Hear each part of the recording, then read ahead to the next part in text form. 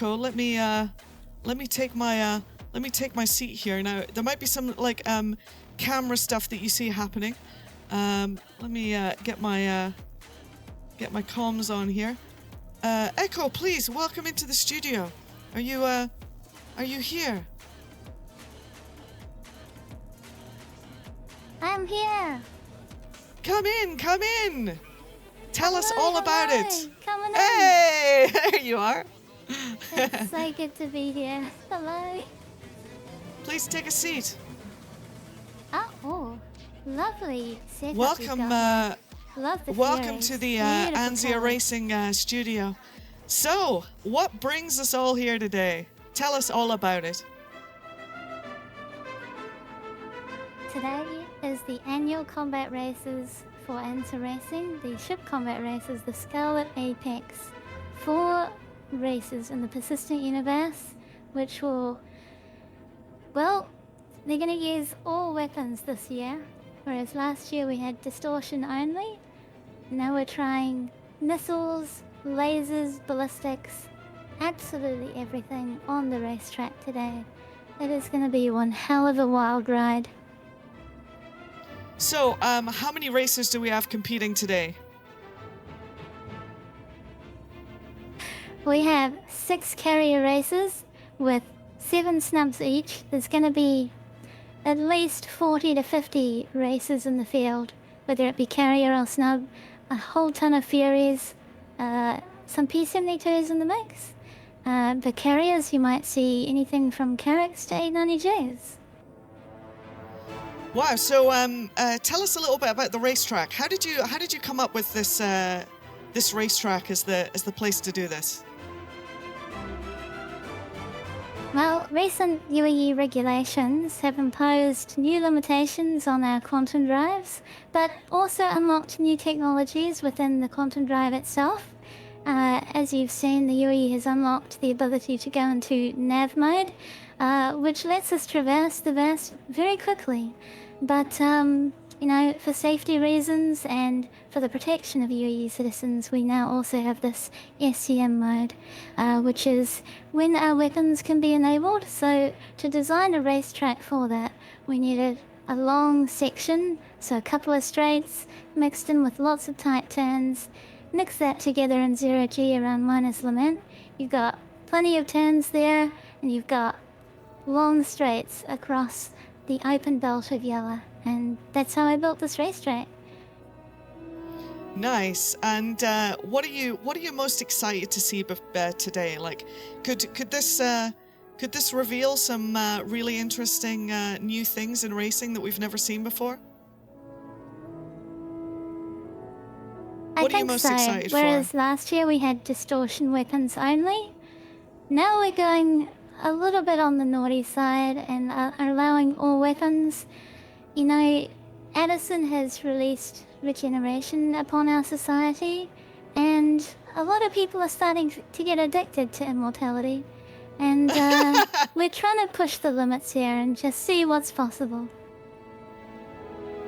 So how many races is this for you now? How many races has Anzia organized so far? Do you keep count? For the Scarlet Apex, this is our 3rd year running. Fantastic.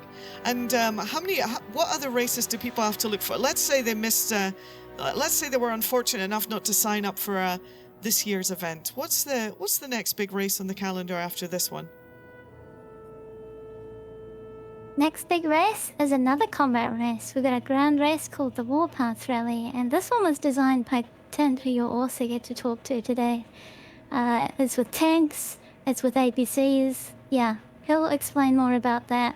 We also have the Sim Cup, our Simpod Arena Commander experience that leads into our much bigger persistent universe race, the Crux Cup, our most prestigious event.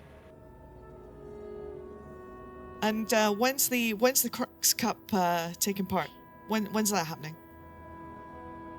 Crux Cup is March every year, so look forward to that in 2955. All right, so I'm gonna bring up a map of the racetrack today, and I wonder if you can talk talk through this for me. 1 second. Let me bring up the map. So we're looking at the map here, and we're going to start at the deploy snub zone. So are the snubs going to be deployed at the very beginning, or are the snub craft going to be inside the carriers to start? So the racers will have their snubs deployed at the start of the race. When they cross the line, it'll be combat enabled. They do their red section, the SCM zone, all with their snubs out until they hit that reclaim zone, where they have to bring them all in. Okay, and let me just bring that back up. There we go.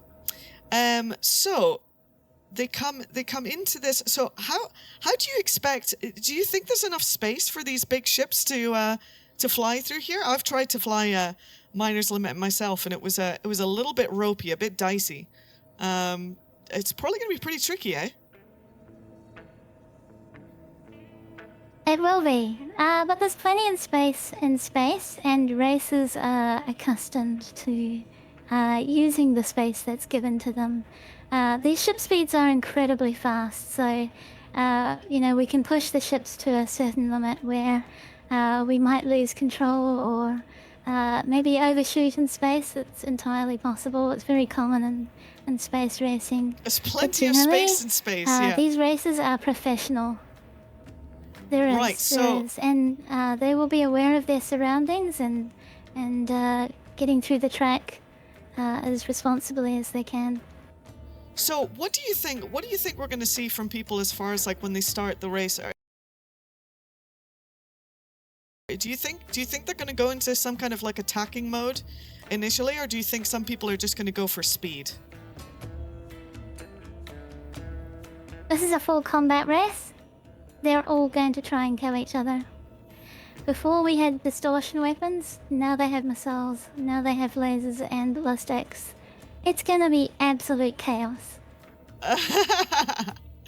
And so talk me through like, so in this initial stage we're in SCM, is that right? So from the start we're going SCM, and so this is like a full combat stage, is that right?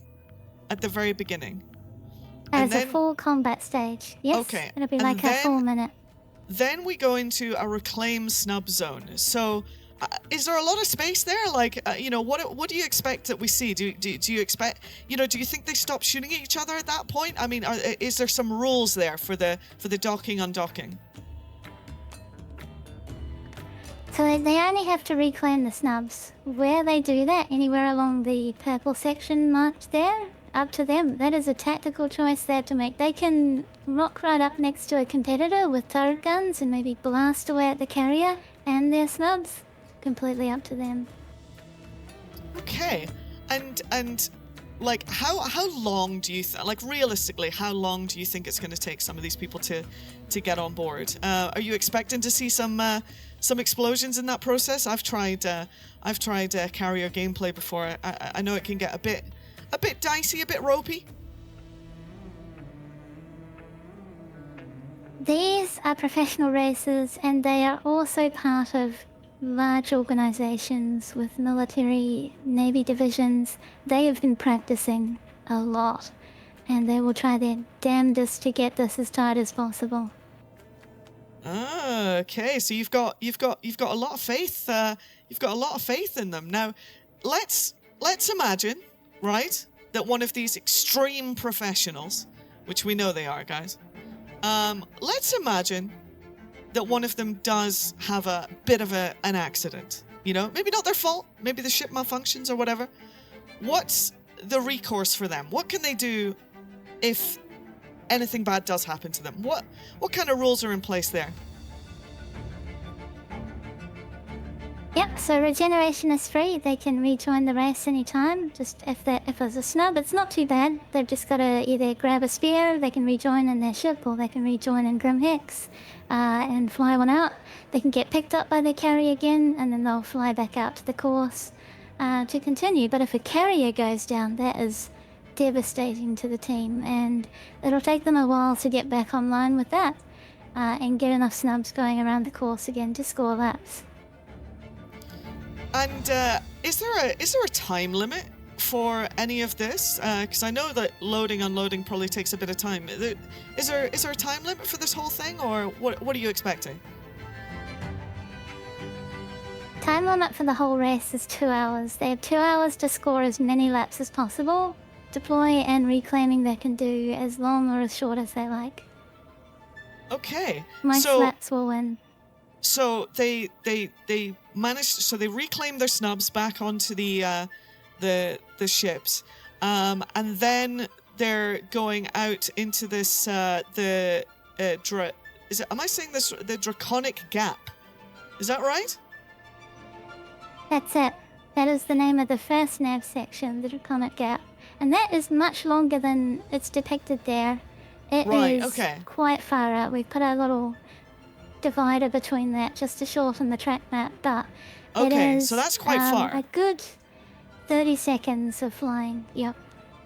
Wow, and it's so now everybody's on board. They're on their carrier, and then they get to the all mines burn. So, in this mode, are we in nav mode at this point? Like in these large divides? They are in nav mode in the large carriers. Up to there's a small red section at all mines burn where they have to switch to SCM. Just to get around 2 cables. The SCM has a brake built into it. It's like a safety regulation the UE have put in, and it gives you extremely powerful G-forces for braking when you go from nav to SCM. So they'll utilize that, get around the cables, and then dart back to minus lament as quickly as possible in nav mode. Okay, and so then we end up coming all the way back with Sins of Our Fathers. What's the naming scheme behind this? Where did that come from? Is there a story behind that? So I was designing this track in collaboration with Torval Corporation, and I said to them, if you could name the section of a track, like a straight of the track, what would you call this section? And that's what Fedical said. He said, Sons of Our Fathers is what I want when you're going to Miner's Lament. And Miner's Lament is like the sins itself. Oh wow! So it actually goes back to the name of Miner's Lament itself. So that's from the maker themselves. I wanted a tie in there. And so they're in nav mode again here. So what's happening at the deploy snub zone at the beginning? That's just back into SCM, back into fighting. Is there a space between when they can get out of the ship and then fly and start shooting, or can it be people shooting as they're leaving the ship? It can be anywhere, so combat across all of the nav sections, all of the SCM sections. If they want to drop out of nav at any point to do combat, that's completely up to them. Combat all times throughout the track against other competitors. Wow, okay. So, yeah, what maybe you could tell me a little bit, just for everyone watching at home, all the excited people around Stanton, in New Babbage, in Hurston, in Area 18, all these incredible people, and I think we're on satellite to Pyro. What does it take to set up something like this? And what organizations do you have involved? So Enza Racing is a massive alliance of huge organizations and content creators. We spend months planning this, gathering all of the players, training them up, teaching them how to race and cooperate in this way. It is perhaps the peak of community organization that you could possibly achieve right now to make an event like this. Oh, it's amazing. And do you want to give a shout out to any of the organizations that have helped you, along the way, and maybe give us an idea of some of the other amazing creators that we might see today. Of course, I'll shout out my own organisation, Southern Cross Alliance, who founded Hansa Racing and the Crux Cup and all of these beautiful races, and then Frontier Consolidated, who are a huge help. One of the biggest help that I have in running these races. Hyperion Vanguard Corporation also fund us and are also on the committee. I'd like to thank them too. And you'll get to see Croncy and Canadian Maverick today commentating the main races. And they are about 30 minutes out at the moment. Fantastic. Now, so I guess at this point, I think you've got some racers to introduce us to. Are those racers here yet, or are we still waiting? I can see Neojet and Gervo with us. I think Tint might be nearby as well. And guys, let me know back home if you know, every now and again it takes it does take a toll on the satellites, you know. So if you have any issues with audio or video performance or anything like that, do let us know in the chat, and we'll try and fix up any issues for you. Yeah, if you want to bring in is there anything you want to say to the rest of the people out there before the whole race kicks off? Yeah, Neo, I'm here. Yes. Awesome. Lovely to hear you, Nia, and good to see you, Gervo. Just to everyone, to you, Expat, thank you so much for hosting this show, for bringing such positivity to the community. No worries. I really appreciate you and all of the community putting in effort today to bring all of these incredible people together. And thank you to the viewers for watching us and supporting and witnessing the events that will unfold today and their achievements. Wonderful. Well, maybe we can bring in some racers, and if you just want to stay with us for now, until our third racer arrives, and maybe you've got some input as well for some of the questions I'll be asking them. Oh, yep, Tint's here as well, so you can lead into Tint if you like. Oh yeah. So yeah, pleasure to meet you again, Echo, and good luck with the race. Thank you, Expert Brat. Thank you for having me. All right, welcome in, guys. Please take a seat in the studio. Wow, you've got the power of levitation. That's amazing.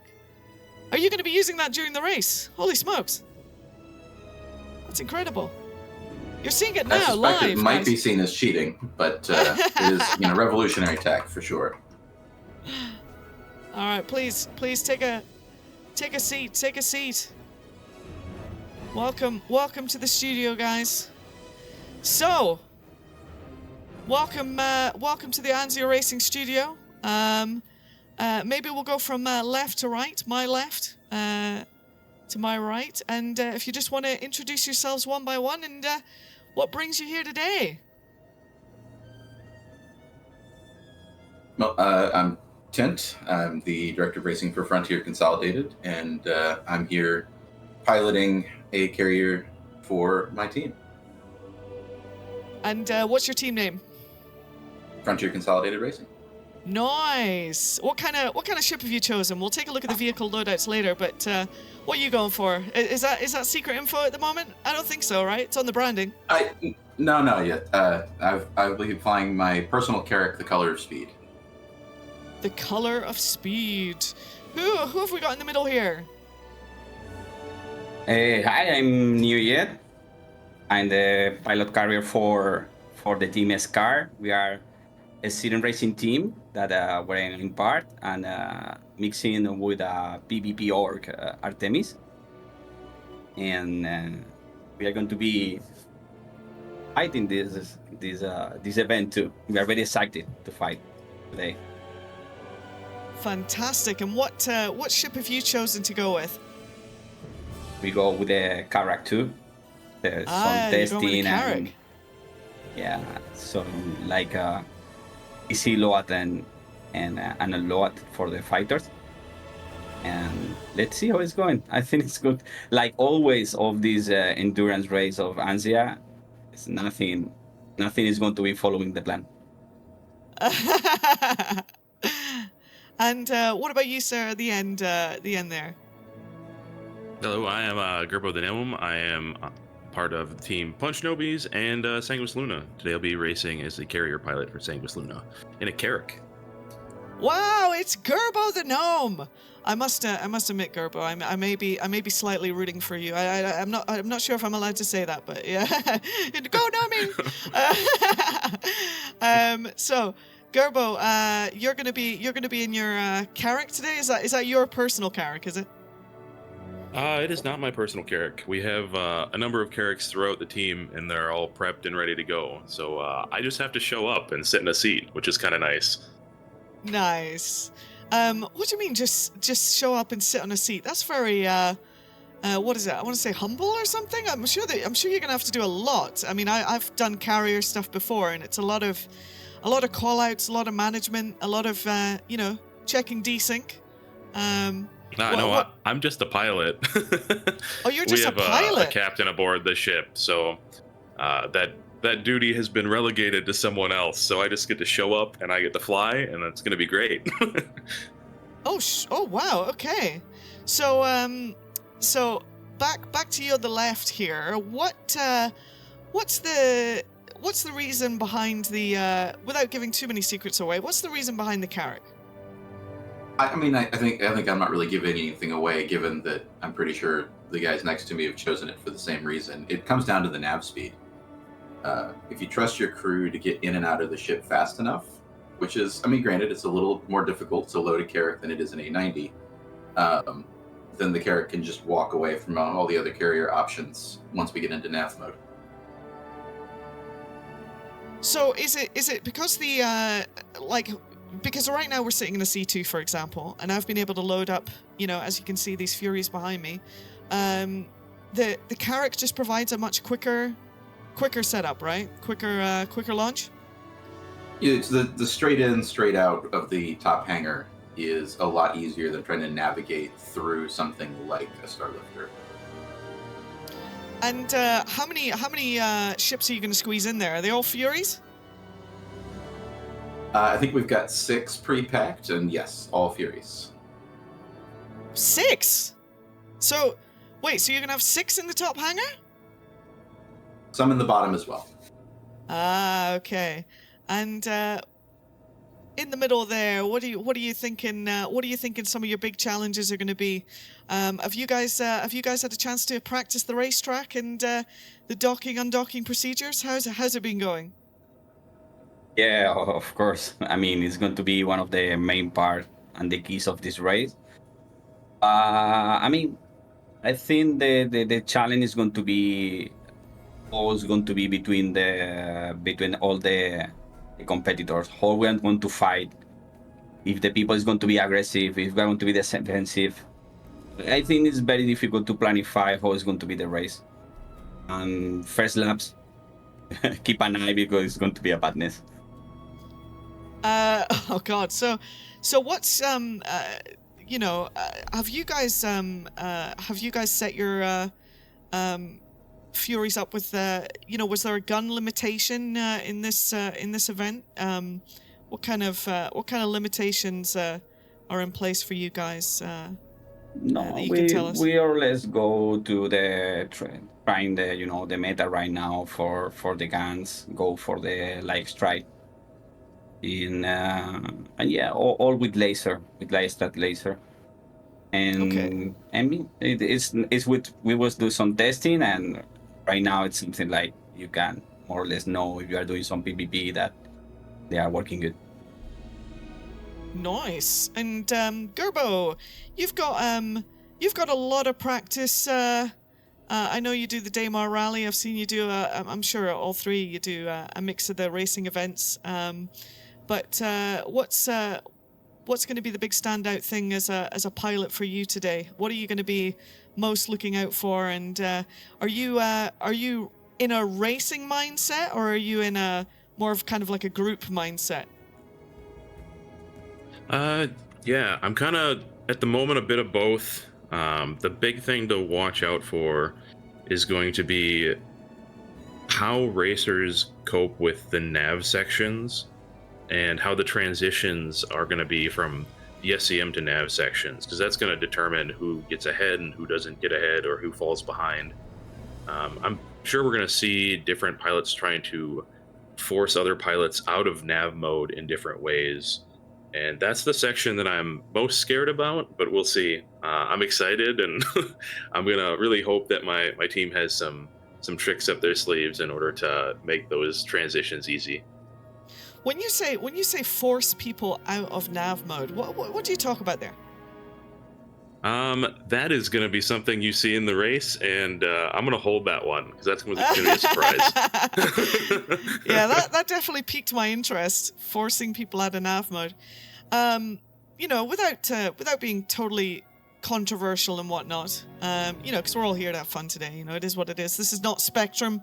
We're not madly typing on Spectrum today. But how have you guys found adapting with the current version of nav mode and master modes? And has that had a big impact on you guys? Maybe some of you could talk about that and how you're working through it as racers.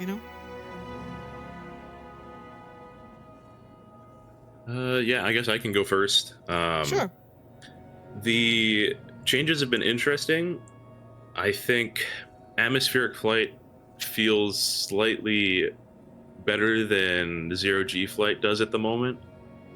With the thruster, almost like egg shapes that exist, flying in 0G almost feels like flying in Atmo now. And there's a lot of muscle memory that we have to get over in order to fly faster in 0G now, and it's just different. But I guess other racers can kind of talk about that a bit. Yeah, go for it, guys. Anyone who wants to chime in. Yeah, for me, I mean, it was a big change. Mainly, I suffer a lot with the reduction of the straight up in Atmo. I was doing a lot of pitch and strafe up to managing. Then now, I think now they change a bit the P52 and P72, going again more similar than the previous master mode. But I mean, I suffer a lot because it was totally changed the way to manage. And at the same time, the boost improving the rotations is getting me madness too. Yeah. I getting very hard to dominate, to go again inside the circuit because change everything. Then anyway, I mean, still a lot of room, and for sure more change are coming. Then every patch for us is the same. We need to go test, see the chains, and adapt again and try to be fast. And what about you on the end? Any comments about how you've adapted as a racer? I mean, I think I would echo what Neo and Gerbo have said here, but it's also kind of interesting how much you see subtle handling changes with each ship, and so I mean, all pilots have a favorite ship, all pilots have a specialty, and so to see how those ships change in reference to each other when these large sort of changes to things like quantum drives happen is always fascinating. So I mean, like I've made a personal sort of mission out of getting the most speed I can out of the Herald, particularly on Anzia's endurance style tracks, and so it has been particularly badly affected by these changes, and that's been a little rough. But all of our ships are feeling different, handling different, both in Atmo and in 0G. And so, I mean, as Gerbo said, we're just relearning a lot of what we already know. All right. So, do you what is the part of the track that you guys are most concerned about so far? Like, if you're looking at the track, what part has been the most challenging for you? I would say the reclaim is always going to be dicey. Yeah. I mean, Are you- inside the minor laments, the point is going to be at the time that we're going to be close. It's going to be dangerous. Not too much room for big ships. I mean, I agree. The turn of SCM after the nav mode. Let's see where the stuff. Some fighting. It's going to be scary. And so are you guys kind of focused more on like, what do you think's better to focus on in those scenarios? Is it kind of like speed, or is it more about just being precise? You know what I mean? Because there's going to be like the racing mode where you're just going to want to be fast, but I mean, I'm guessing like when you're docking your ships and stuff, I mean, you've got to like almost like switch mindset, right?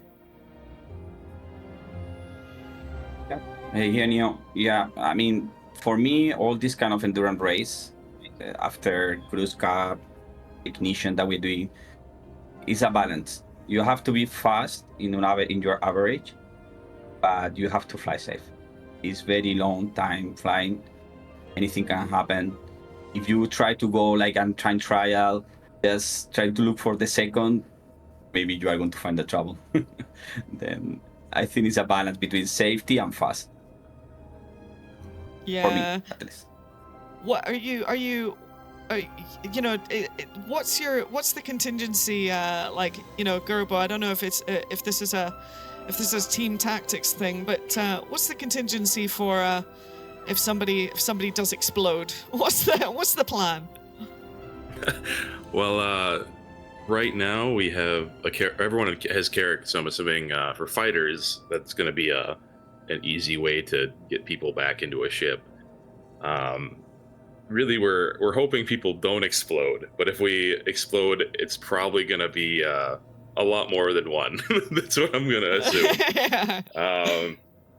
There is particularly a pole that is not lit coming back into the start-finish after the nav section that I think will claim a couple people today.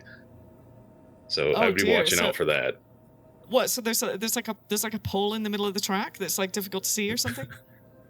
Yeah, it's a little wide and it doesn't have lights on the tip or down the pole itself. So if you have a little too much gusto coming around the corner, you might not see it and you're going to clip the back end of the carrick. So it's a danger. But it's going to be fun. I think definitely the safety part of racing is really, really big because you're going to see people that are leading a lot of these races are people that survive the races. And then the leaderboard is determined by who survives and then who's fastest of the survivors. So there is definitely a balance, like NeoJet was saying. And so because I've used the carrick before, and I've you know, opening and closing doors and stuff can be a little bit dicey. Are you worried about you know, some desync issues and stuff with the doors? How's that been recently? Anybody can jump in. Yeah, I know for us, we're just not closing the doors. They're staying open. We're not going to deal with it as much as we can. We haven't had too much of an issue with it in practice, but I mean, anything can definitely happen in the race, and you deal with it and you keep rolling. Well, the people in the chat are keeping notes on the words that I'm using, so I'm gonna try and use different words. What would you say to people that you know, I think a lot of people in you know, I still think there's a lot of people in Star Citizen that are a little bit like apprehensive when it comes to these kind of like events and stuff, and they just don't know how to jump in and get involved. You know, like the racing community has like grown and stuff, obviously, as we've been going, and you've got, you know, Atmo, you've got Anzia, you've got other racing teams. You know, what's it like? Like, how easy is it to jump in and, you know, get involved in this kind of stuff? Does anybody want to talk for themselves as far as that? You know, do you have any recommendations for people that might want to, you know, do this as a gameplay loop? I mean, I think any of the organizations with teams are more than happy to teach, and also all of the big racing organizations, XGR, Anzia, they have people in them who are happy to volunteer their time to teach new players to the ropes. But really, at the end of the day, it's as simple as find a track and pick your favorite ship and see what you can do. Yeah, Nice. and Anyone I else? add for that one. I add for that one that I saw too many times people scared to join events, like I'm not fast, I'm not training, whatever. And I think it's the most funny part of all of this. Just be with the people. Doesn't matter. Always you're going to learn something and improve in the race for sure. Then just don't be ashamed. Let's go ahead, go to the events and get fun. What about you, Gerbo? Yeah. Any recommendation for people jumping in?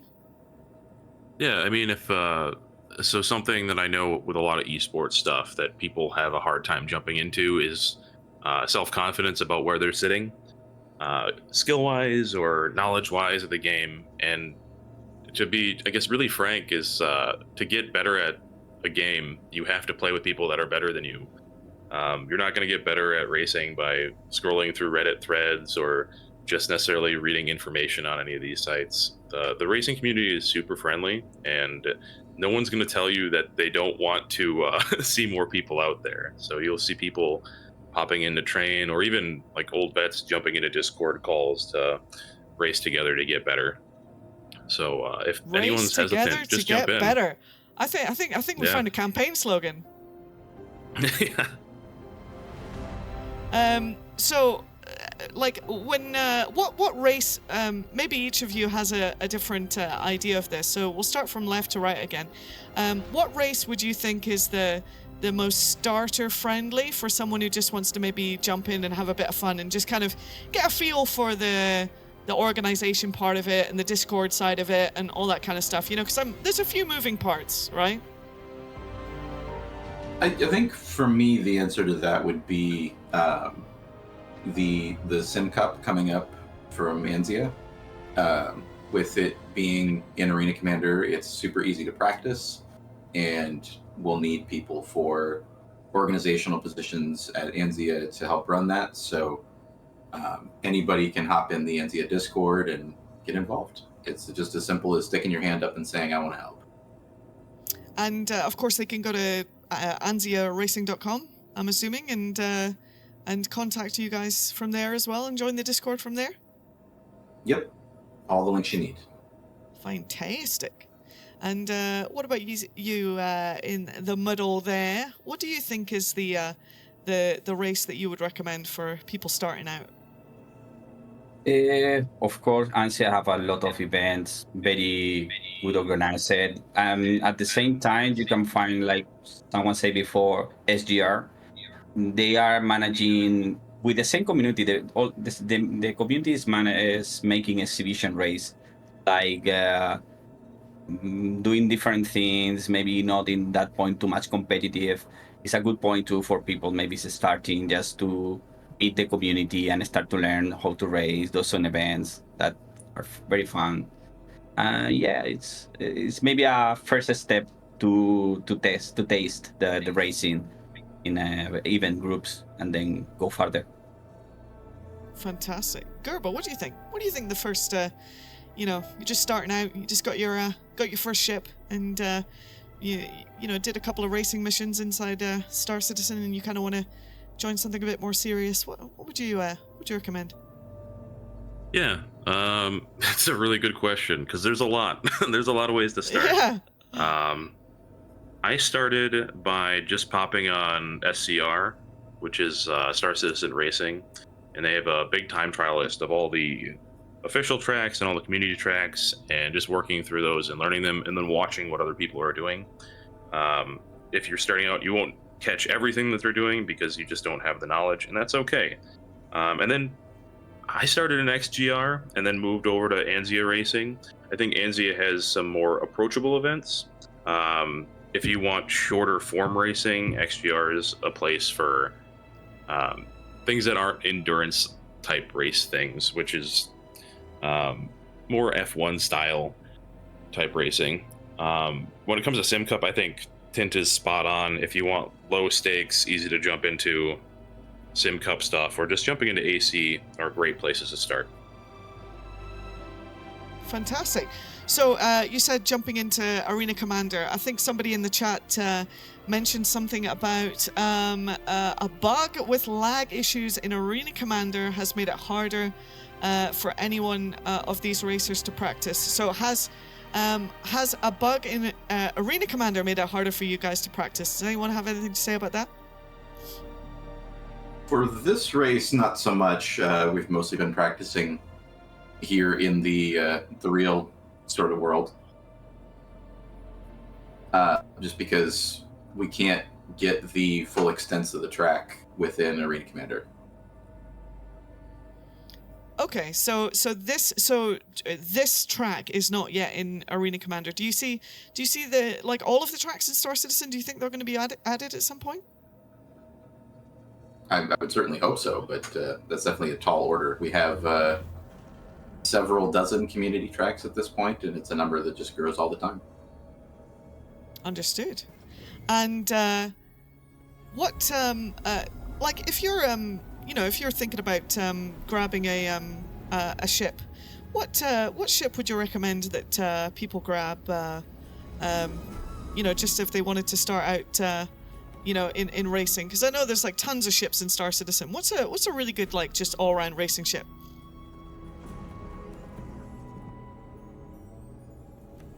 I mean, Anyone wanna? For me personally, for a beginner, I would actually recommend not a racing ship. I would recommend the Aurora. Yeah. Okay. Yeah. The Aurora will build phenomenal habits, but it's slow enough that you understand what you're doing. You're not having to think at 300-400 meters a second. You're thinking at 100 meters a second, which is a lot easier to do.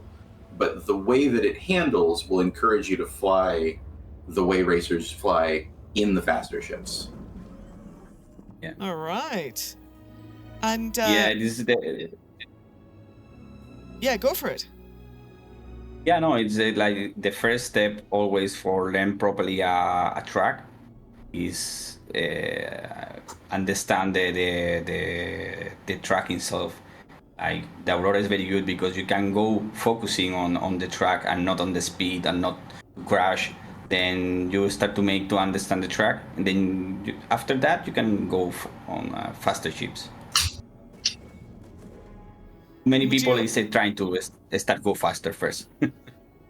Yeah, what is the strategy? I crash all the time. What should I do? This is the point. Don't try first, don't crash.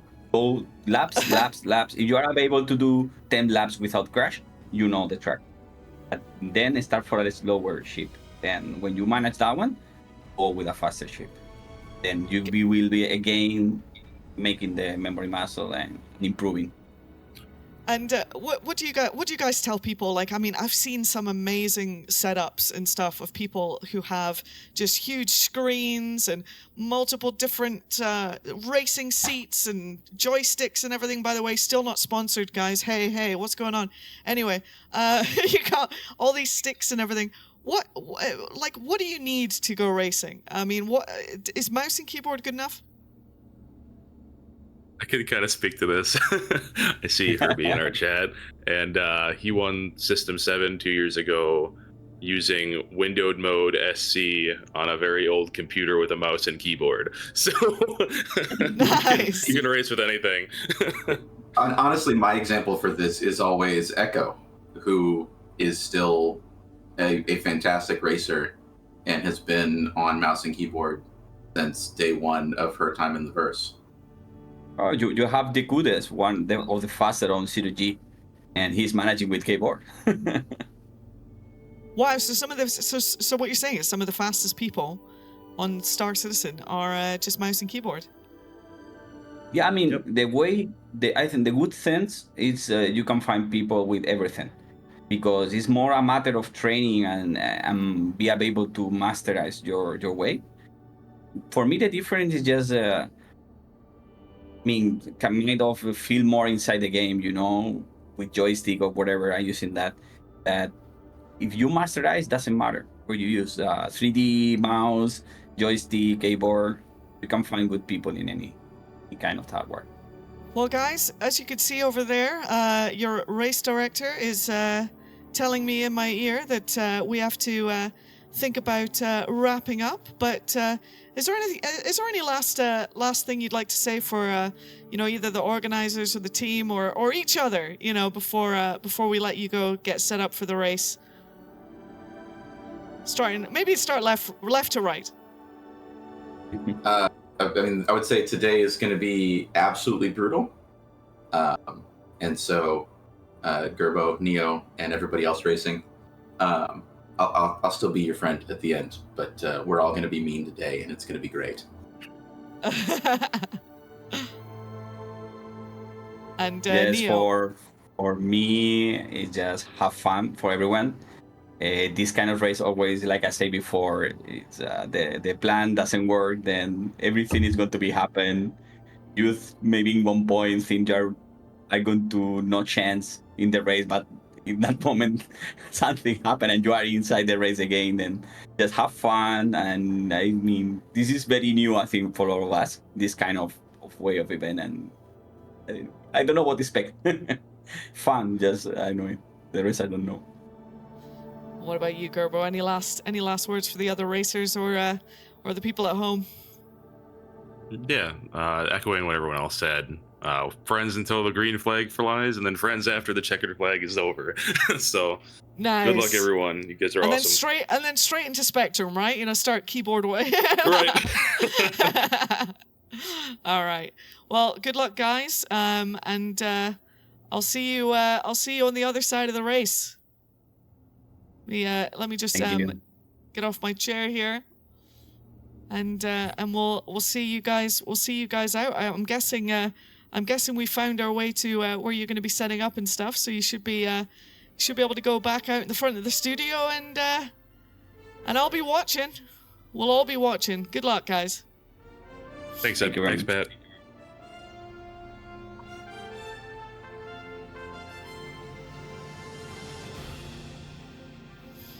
And there you have it.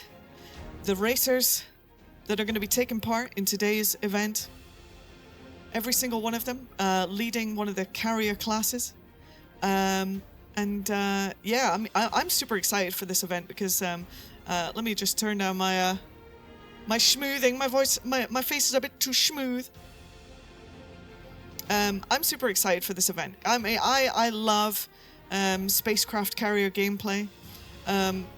It's just one of those, ships and ships and ships things is one of the coolest things you can do in Star Citizen. It definitely separates this experience from many other more arcade titles. It's one of those things that still feels like it's like it could be real. It could be a real thing, and it takes a lot of teamwork.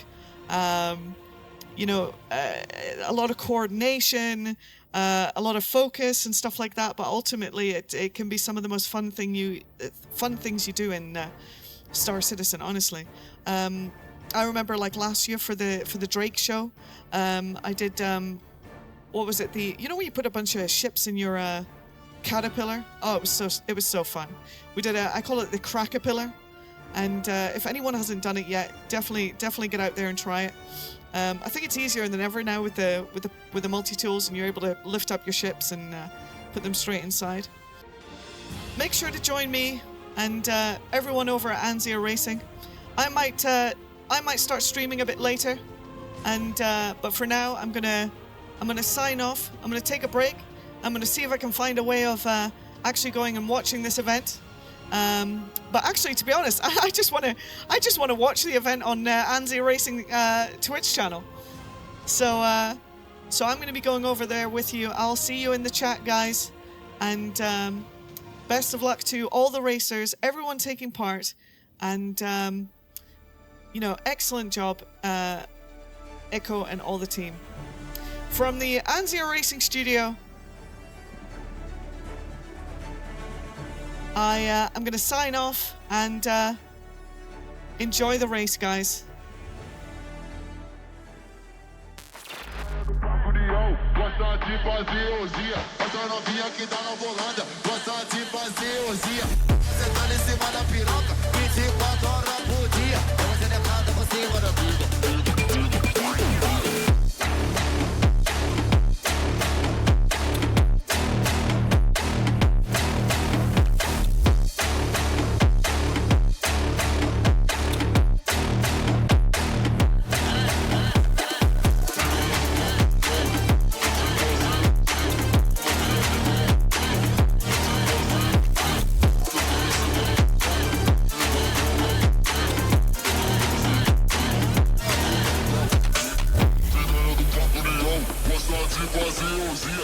novinha que tá na Holanda, gosta de fazer orgia, fica sentando em cima da piroca, 24 horas por dia, ela telecada por cima da piroca.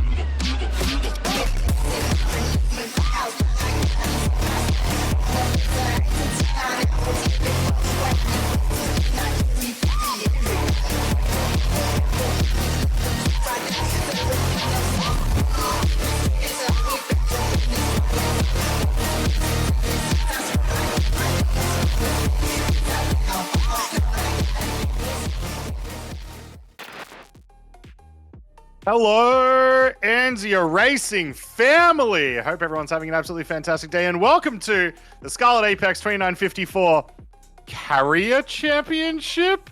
That's right, it's a little bit different than last time, and we're going to talk all about it in a moment. But first off, as always, we have our fantastic TO and host EchoBit, as well as a face you may not be super familiar with, but a name that you certainly will be very familiar with, Canadian Maverick. Starting off with Maverick, how you doing today? How you going? Pretty good, pretty good. Excited to see what goes on with this race. Hell yeah. EchoBit, how about yourself? How you going? I'm pumped for another year at Scarlet Apex. There's so many rule changes, different format. I'm excited to get into it today. It's going to be amazing. Me too. And to all of you at home watching, we hope that you have a fantastic time watching this today and over the course of the next couple of weeks, because we're running this a little bit differently than we have in the past. We're not doing heats. We're not doing one big race together. We're doing a bunch of different divisions on a bunch of different weekends. And today we're going to be doing carriers for the first time. And we have way too many people. This is a lot of carriers. This is a lot of snubcraft that we're going to get to see blow each other up. If you guys have never come to the Scarlet Apex before, maybe you've seen some of our other things like the Crux Cup, this is basically a race where combat is allowed, and it gets very, very hefty. Do you want to describe it for everyone for us, EchoBit? Yep.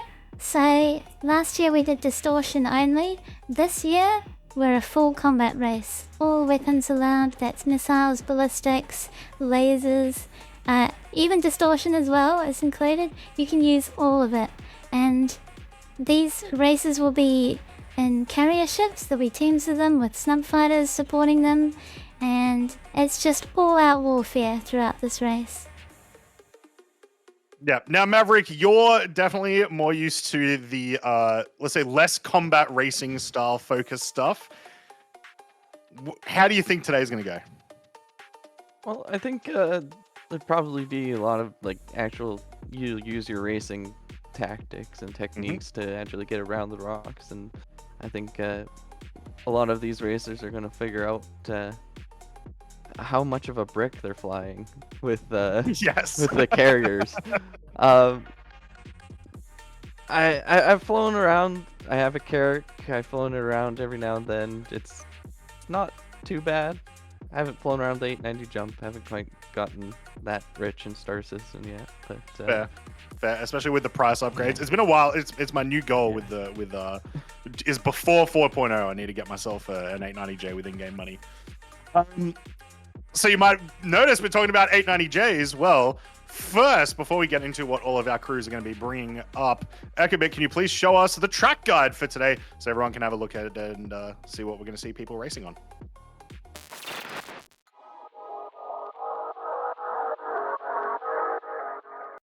Welcome to Sinful Chain, a NAV and SCM combat racetrack. To reach Sinful Chain, start at Grim Hex and quantum travel to Miner's Lament.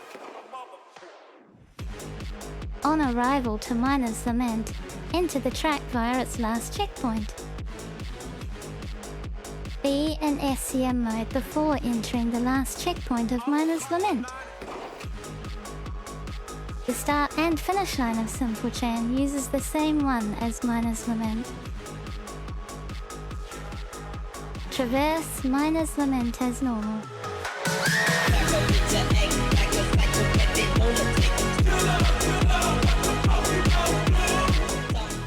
Exit Miner's Lament early by completing a hairpin around the solid cable of checkpoint 7, just after the caterpillar wreck. Aim for the Port Olisar ring checkpoint and go through it. The end of the first SCM zone is after the Port Olisar ring. Switch into nav mode and boost towards the closest asteroid cluster in view. There are 2 complete cables at this asteroid cluster. Aim for the middle one connecting the 2 largest asteroids. Utilize the braking power of switching to SCM mode to slow yourself down. Be in SCM mode before passing the cable. The SCM zone is a plane drawn between both cables. Enter nav mode once you have passed the second cable. Aim for the last checkpoint of Miner's Lament.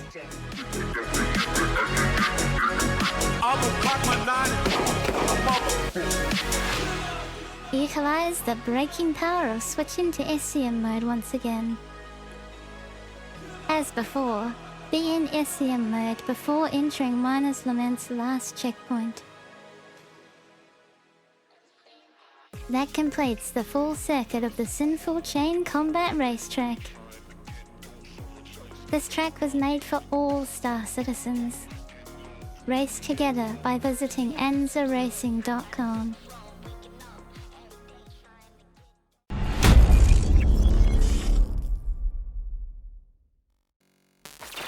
So there you have it. A lot of you will be very familiar with Miner's Lament.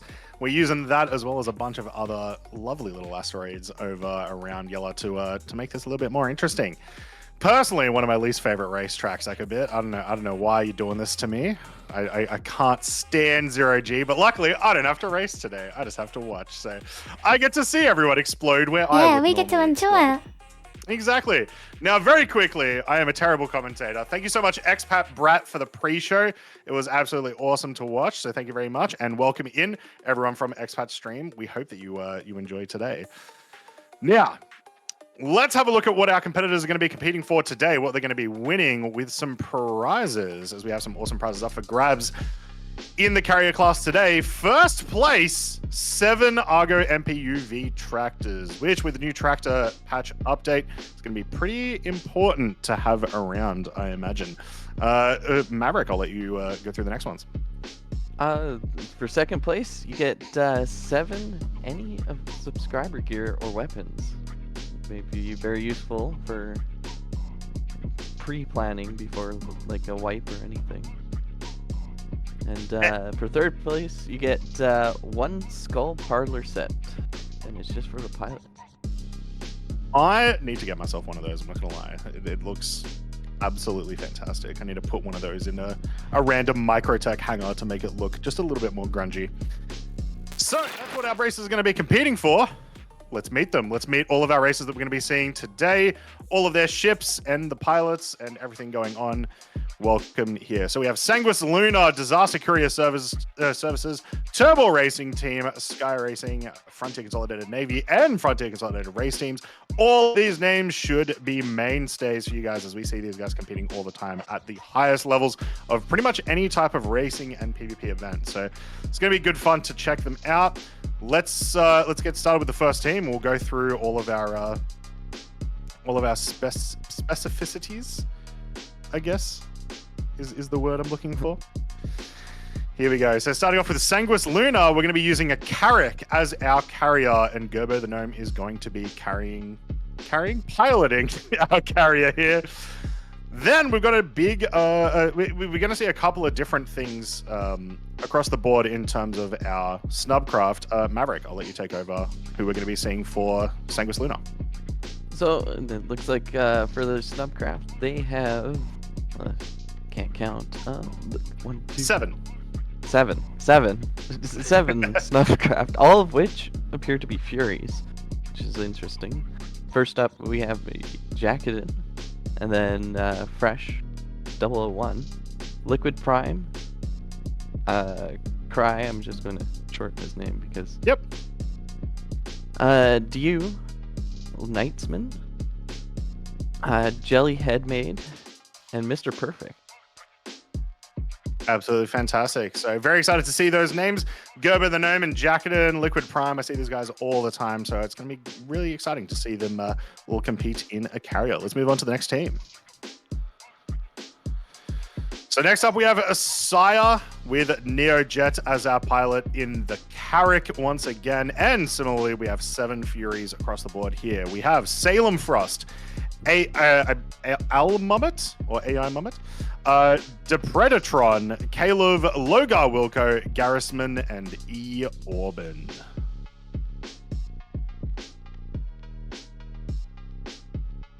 Next up, we got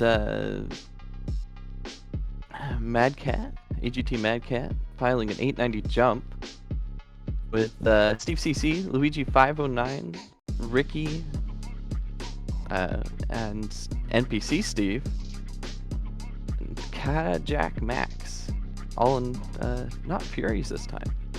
Yeah, 4 Furies and then 1 P72 Archimedes. So the first difference that we've seen there. Going to be very interesting to see how that sort of stacks up. You're going to see a couple of different variations here when we go over the sort of specific rules that we have for this version of the Scarlet Apex, which we'll go over soon. And this is, of course, Disaster Courier Services. Let's move on to the next team. So here we go. We have Frontier Consolidated Navy. Arakaj is going to be operating the 890J. And then once again, we have 7 of those Furies. Johnny 2142, Tatsukishi, Busky Chow, Ideologic 154, Computer Jesus, Helios Maximus, and Sierra 117. Next up, we have Turbor Corporation with just Moki piloting a Carrick. A bunch of Furies again. Kolbasa, I believe. Airsai Ivan. The Power of Thunder 7777. Whitish. Rom Ik. Hanuman. And Korshin. Next up, we have Frontier Consolidated Race Team with Tint, everyone's favorite racer, Tint, operating the Carrick. And then we've got a little bit of a mix. We have a couple of Furies with Noise Maze, Professor Decoy, Ace Nightmare, Shrike Inc., and Satherith. And then operating that P72 Archimedes, we have Nafty.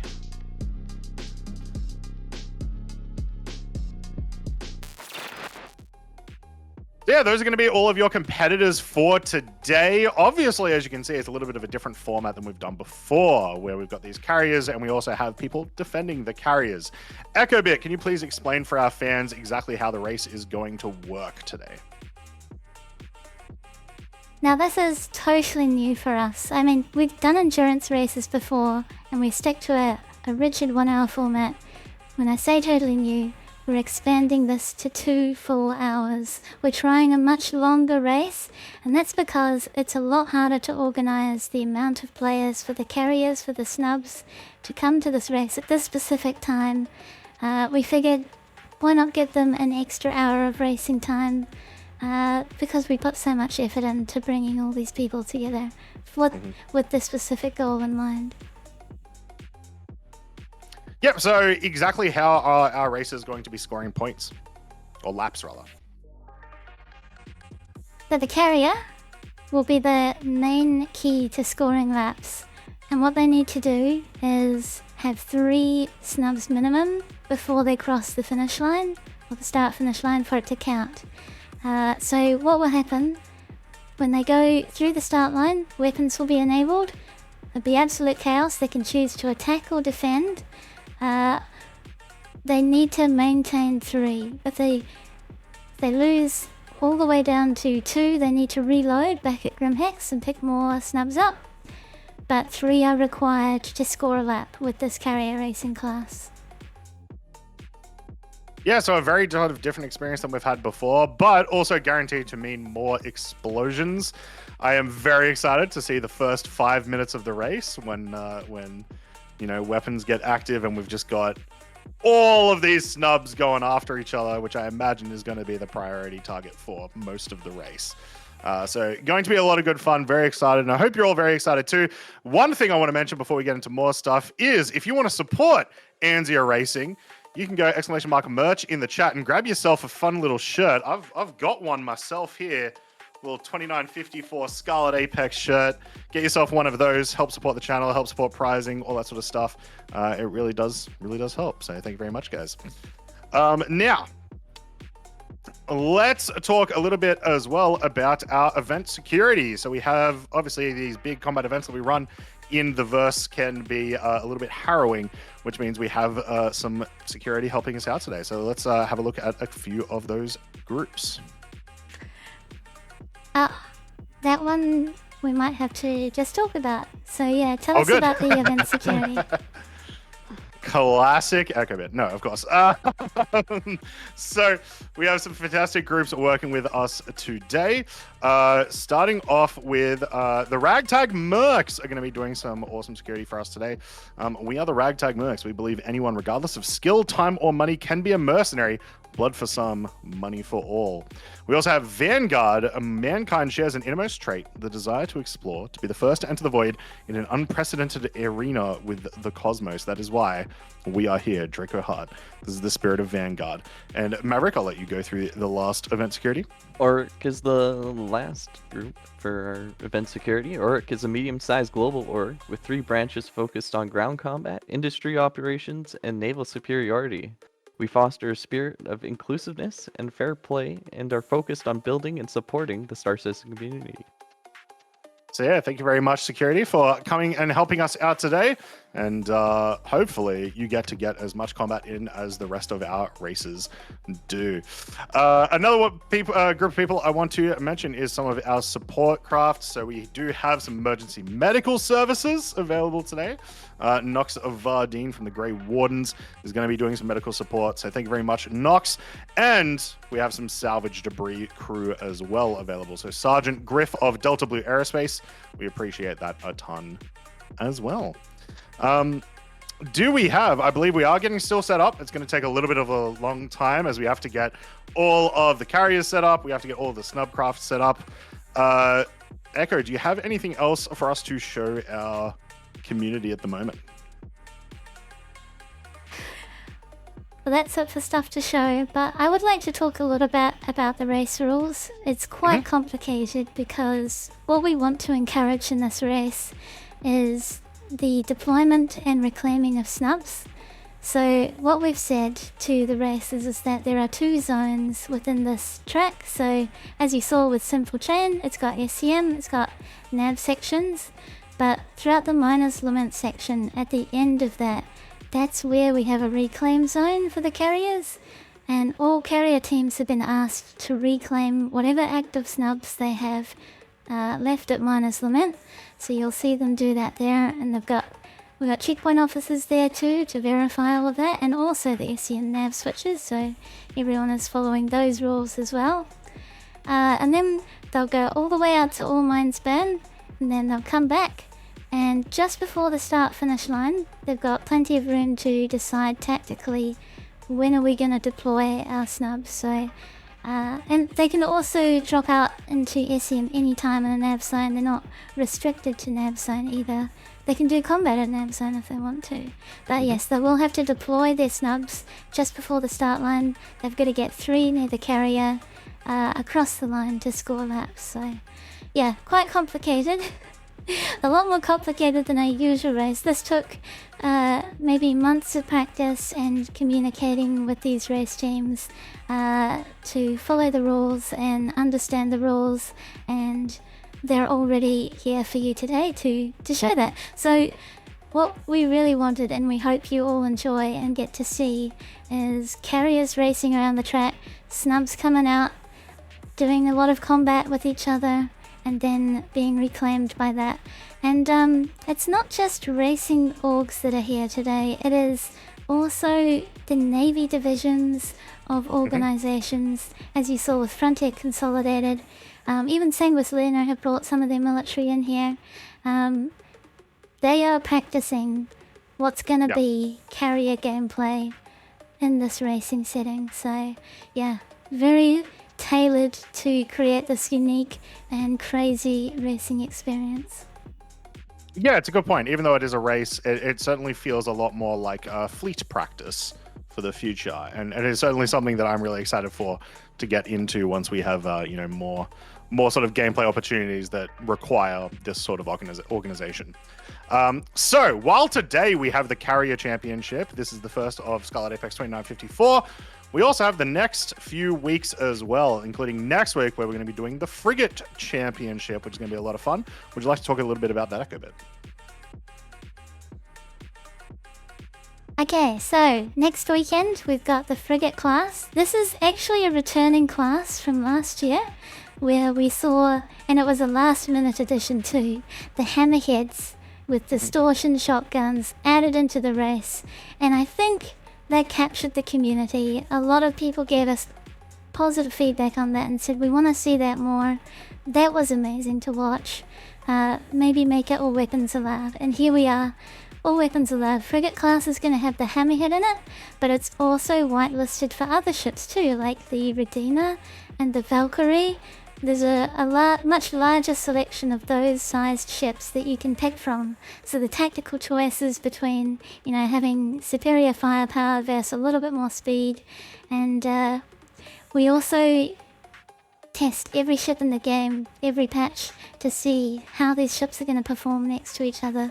And the nav speeds, the SEM speeds, all of the ships in the frigate class are closely aligned with hand-picked ships that are going to have either a little bit of a speed edge or a little bit of a gun edge.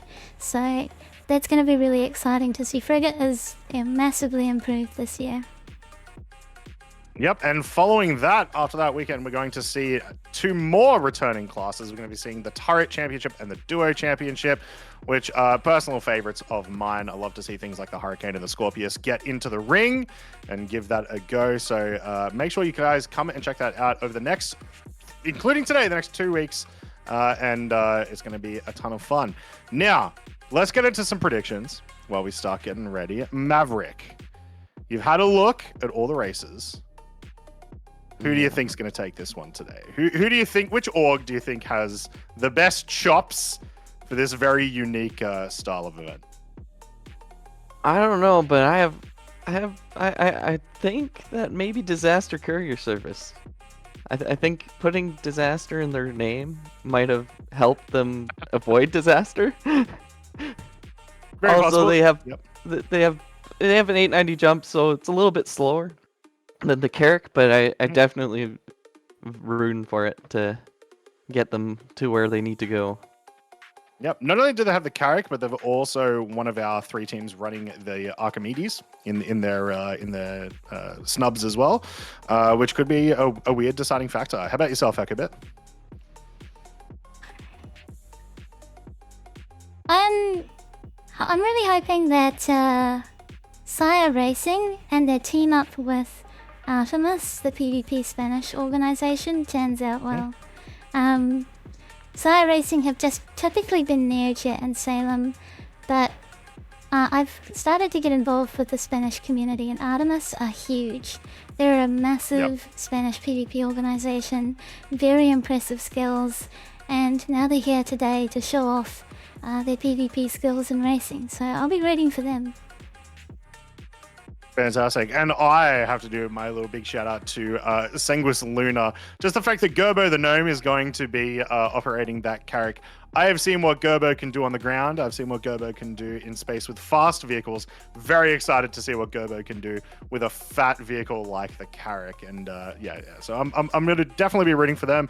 But let us know at home who you're going for, who you think is going to make it today into first place for the Scarlet Apex 2954. And I believe we have some views for you guys as we finish setting up.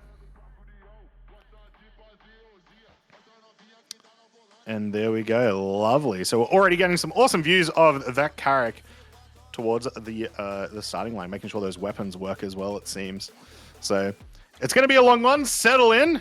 Get yourself some popcorn. Get yourself some medication after seeing all these explosions today. It's going to be a good time. You can even see the snubs loaded in there. they're all ready to go. They've got spears, they've got their pilots. It's very exciting to see how prepared they are. Yeah, one of my favorite parts about all of these types of events is just the actual community that's racing is always super prepared. Very, very helpful with getting us all these sort of things ready. So we appreciate you guys making it as easy as possible for us to have to work through all of the issues.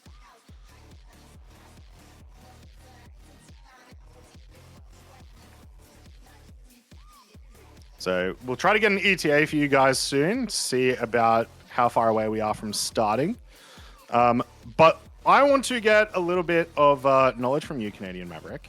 So as I sort of mentioned, we've got the Carracks and we've got the 890s as our two main options that people have chosen for today, as well as we have the Furies and the Archimedes. Can you speak to those a little bit about why they may have chosen the 890 over the Carrack, or why they're choosing the Archimedes over the Fury? I can speak to probably both of them pretty well. The 890 over the Carrack would probably be more of a choice towards the fact that it's a larger hangar inside. You could probably stuff a lot of extra ships and actually use the 890 as your respawn point for when your Fury gets knocked out, or your Archimedes. The Carrack is, from what I've heard, it's a little bit faster than the 890. I'm not too sure about like how it would perform around turns and stuff, how it works with its maneuvering thrusters and that, but it's going to be interesting to see. As for the Archimedes and the Fury, I'm guessing it's just solely because of guns. The Fury, I believe the Archimedes is a little bit faster than the Fury, but it's just both of them have 4 guns, and it's just easier to destroy your enemy with that many guns. I mean, yeah, fair enough. I do feel like a lot of today is likely going to come down to less the maneuverability of the carriers and more the survivability of your snub shifts, and if you can actually, have them when you try to cross the finish line. So it's going to be interesting to see, if there is too much of a difference between the Carrack and the 890 for today. I also kind of hope that if we are running the 890, we're mostly doing it for flexing money reasons, as that is the best reason to do it, of course. But yeah, it should be good to see. How about EchoBit? What do you think in regards to those differences? Yeah, so I think the Carrack is the faster of the options here that we've seen from the list. It's just Carrack or 890J. And I think the roll rates also come into effect as well. Like the Carrack will have better roll rates. It'll be quicker to thrust because it has less mass than the 890J. But the 890J has, incredible hull strength and turrets as well. So I feel like there's a good balance between them, and you can see why one team would pick one over the other. Maybe they want to play more defensive, the other one wants to go for speed. So we'll see how that pans out. Well, definitely, at least in case of last year, the Furies were absolutely beastly in the way that we ran it. Obviously, this is a very different situation. No one's really running Fury LXs here, obviously, because it's not about the speed of your snubcraft. It's more about the damage output and the survivability. But we still, even then, we got to see the regular Furies do pretty nasty numbers around some of the turns in the old laps. So I feel like we're going to see some pretty good performances by them today. And yeah, we'll just have to see how it goes. Not going to be too much longer now, guys, as we get everyone ready. We've already got a couple of ships here in position, ready to go. But as we said, we've got 6 teams of quite a few people, 6 teams of 8, essentially, making sure that they're ready and they've got all their snub crafts. Probably going to be a while before we get to start. A lot of the new features of this patch, like the freight elevators, take a while to come up and bring a ship. But also the instancing has to go through a queue. So, there's only so many slots at Grim Hex. These races are just slowly coming out to the track when they can. But we are seeing some teams fully formed, like the Scarlet team here. let me just switch to this view, and you can see a lot of handles out there, snub pilots, turret pilots, all ready to go. While we're waiting, a quick thank you to some of our staff that are working here today. Our camera operators, HMS Thunderwolf, Kayla Star, Indif, and Oleg Lime. Thank you so much for getting us these awesome views that we're going to be able to watch from today. Our checkpoint officers, Blizz Cole and Feifei. Of course, once again, thank you very much to Expat Brat, our fantastic pre-show host. Our race directors, Gentleman Jez and Fedacol, and Draconis, thank you very much for being our race timer today. We appreciate your work a ton, guys.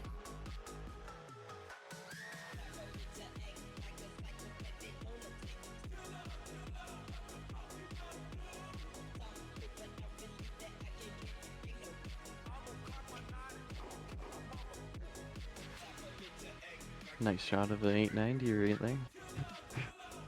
Yeah, already our 990 camera team operator's out doing here. a great job.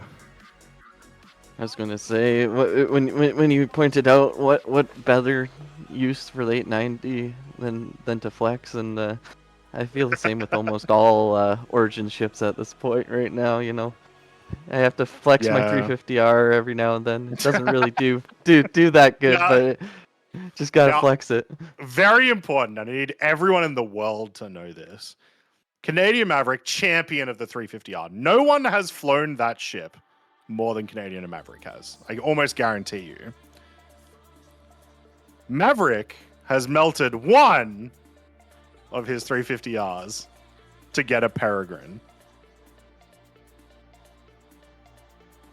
If that doesn't tell you how amazing the Peregrine is, I don't know what will. What a ship. What a fantastic ship. Very disappointed we won't be seeing it today, but of course we wouldn't. It'd be a weird snub craft, I think, for us to operate. I mean, does it count as a snub if you take out the quantum drive and throw it in the 890's hangar? Well, it also has no guns, so at that point, it's a Yeah, it's it'd be a pretty Saber useless. dive bomber. I don't know what it's doing at that point, but it could be You're interesting. Who knows? Just consistently ejecting into other snub craft. You've got a rail gun on yourself, and then you jump out of the Peregrine. It'll work every time. Yeah. But yeah, there's been some interesting like sort of things to come out of racing ships and variants recently. Obviously, before the Peregrine, the big one was the Fury and the Fury LX. It's been awesome. It's been cool to see, even though the racing community is a little bit of a smaller deal than the larger Star Citizen community. It's certainly one of the more dedicated, and so it's cool to see some of those come back. And then it's very cool to see events like today where it's kind of a meshing of multiple different aspects of the community, where you've got races, you've got PvPers coming together to fight Carracks and 890Js. Yeah.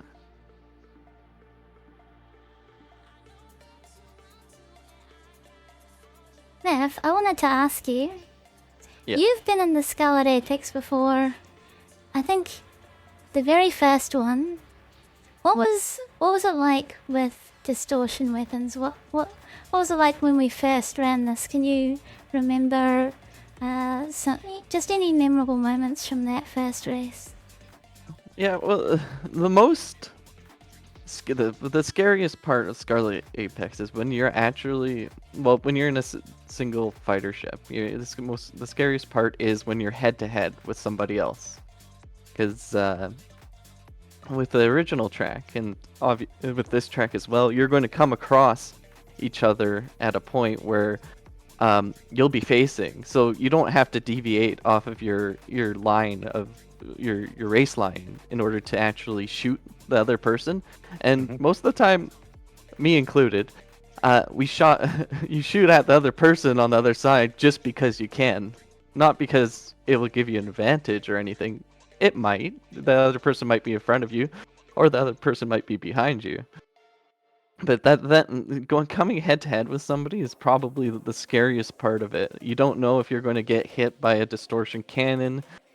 You don't know if you have to dodge a distortion scattergun. And just like at that point, we were only using distortion weapons too. But yeah. And then Question for you. tight turns. Sorry. No, you're good. You're good. Question for you, EchoBit. So obviously we've done a lot of practice and we've done a lot of testing, trying to make sure this all works. Assuming no explosions and everyone gets successful laps, how many laps do you think we'll be able to do within 2 hours as a sort of baseline? That's a really good question. So, I don't really know the full answer to this question. I have done simulated laps as practice, where I spend about maybe 5 to 10 seconds reclaiming, quote unquote, and deploying, quote unquote. The laps end up being about 7, maybe 8 minutes, I would say, is going to be an average lap time that we see. So it's quite slow to get around the course with these carrier ships.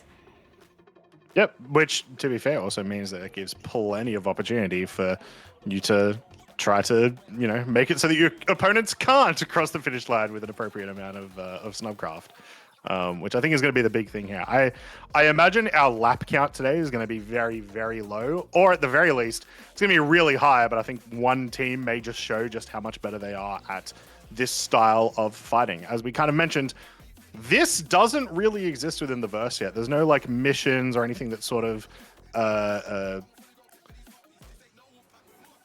incentivize you to do things this way, which is a shame because I'd love to see more of that. But it means, I imagine, some of our orgs that do a lot more, operation practice on the weekends, that sort of stuff, are going to be honestly a little bit more experienced. So, yeah, it's going to be an interesting one.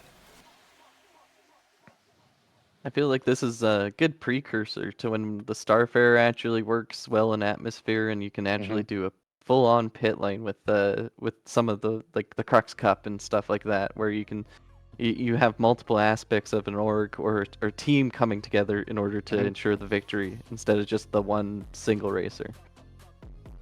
Yeah, exactly. It definitely speaks to it a lot more, which is it's going to be a lot of fun. Obviously, even then, this is going to be a very unique situation where most of those sort of like operations or combats that we're talking about, there's only going to be 2 parties. You've got to fight off 5 groups of people, which is going to ensure some carnage, especially in the early few minutes of this race today. And that's going to be the most important part, honestly, I think. We're going to end up in these situations where if you lose too many snubs right off the bat, you may be too far behind for the entire race. So I wouldn't even be surprised if we see a situation where they sort of dedicate a couple of snubs to just get out of there right at the start. Just make sure you guys survive, and so you can approach combats a little bit more cautiously. Alternatively, maybe you just go full ham and you just say, just attack everything that moves. Go ahead. Let's try to take down these guys as quickly as possible. Yeah, it's going to be interesting to see if anybody has to do a quick trip back to Grim Hex to see if they have to pick up new snub fighters to complete the first lap even. Yep. Here we go. We got some awesome shots of the lining up. Okay, that is really funny. At this camera view, I did not realize the 890 was this much larger than the Carrack. That is wild. Yeah, it looks like it's half the size. Yeah. Yeah. So Kayla did a great job at getting us that camera view there. There is, every now and then, I like to go into my hangar, turn the FOV all the way down, get the zoom in and the focus in right in, just so you can get sort of the biggest scale of everything. And yeah, we often forget just how massive some of the stuff in this game is.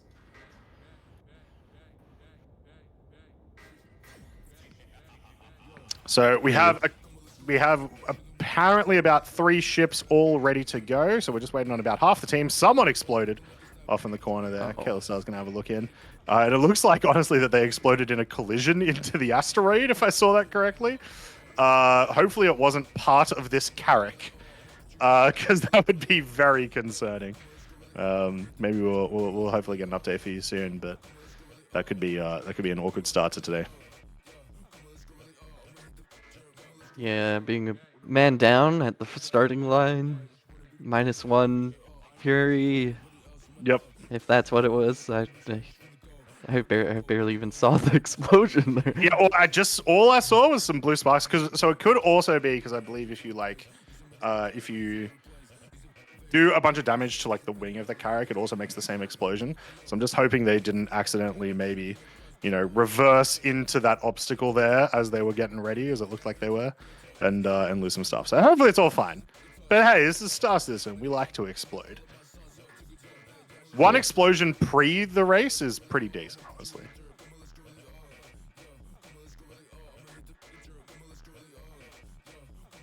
So, Echo, do we have any idea what's like? We know what skin this is, but we have any idea who is using this skin at the moment? That's a good question. Let's switch to this view, where we have precision targeting mode being used, so we can identify people through the camera. Let's have a closer look at their name. I'm gonna have a look at this blob. I'm gonna increase the res. There we go.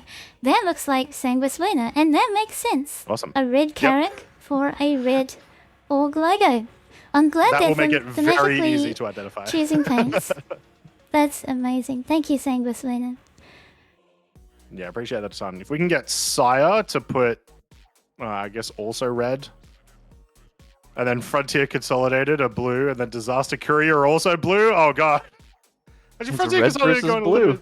Yeah, true. There's actually only 2 teams today. I do hope we get the opportunity one day to put like our own logos on the ships. We've gotten the opportunity to put names on there. There's all the talk, obviously, about individual paints and whatnot. But I would love to be able to put a logo, some type of big identifier would be very nice. Oh, what a fantastic shot there of the 890J moving into the front. Oh, drifting. Tokyo drifting into the start line. That looks wonderful. So by my count, that is 4 Carracks and 2 890Js. So we are basically ready to go. We'll get the go-ahead pretty soon, but that is our 6 teams.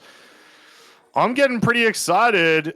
Who there at home, who are you going for today? Are you a big fan of Sanguis Luna, Sire Racing, plus Artemis, the Scar? They're together today. Disaster Courier Services, Frontier Consolidated Navy, Turbo Corporation, or Frontier Consolidated Race Team? Who are we going for? C1 Sanguis Luna.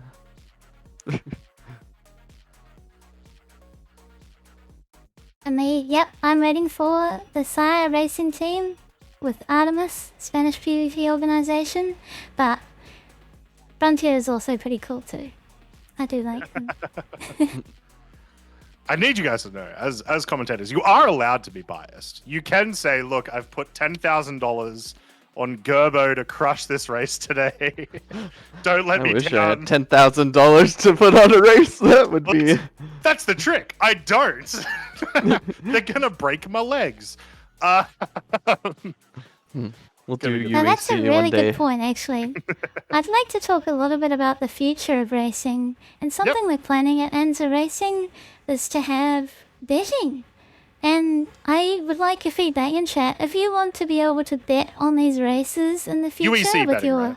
hard-earned UEC. Okay. UEC, yeah. So this is Star Citizen 1.0 future. If you want that, yeah, let us know, send us feedback. And we'll design a system that lets you do that. And it's something we are considering. Fantastic. I'd love to lose all of my UEC to everyone in chat. So let's get some support for that, guys. You can make it all. You spotted me in the Carrack. You found me, Corsair. I'm too biased. I'm actually operating the Carrack today. Oh, there we go. Awesome, awesome. I love, but like one of the coolest things that was just kind of a side thing that happened with the introduction of all the new UI and master modes and everything is this precision targeting mode purely for camera work for events. It looks so cool. Once we get like a couple of the sort of UI elements, obviously there's a lot of names on the screen here, but the actual view itself and then the way that you're scanning it now is just so much cooler. So absolutely love it, and great work, Linduf.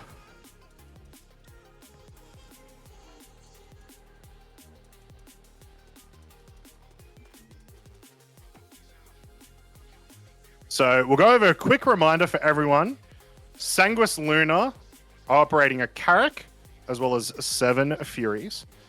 Scar are running a Carrack as long as 7 Furies. Disaster Courier Services are one of our 890Js, and they're running 4 Furies and an Archimedes. Frontier Consolidated Navy are running the 890J with 6 Furies. Turbo Corporation are running a Carrack with 7 Furies.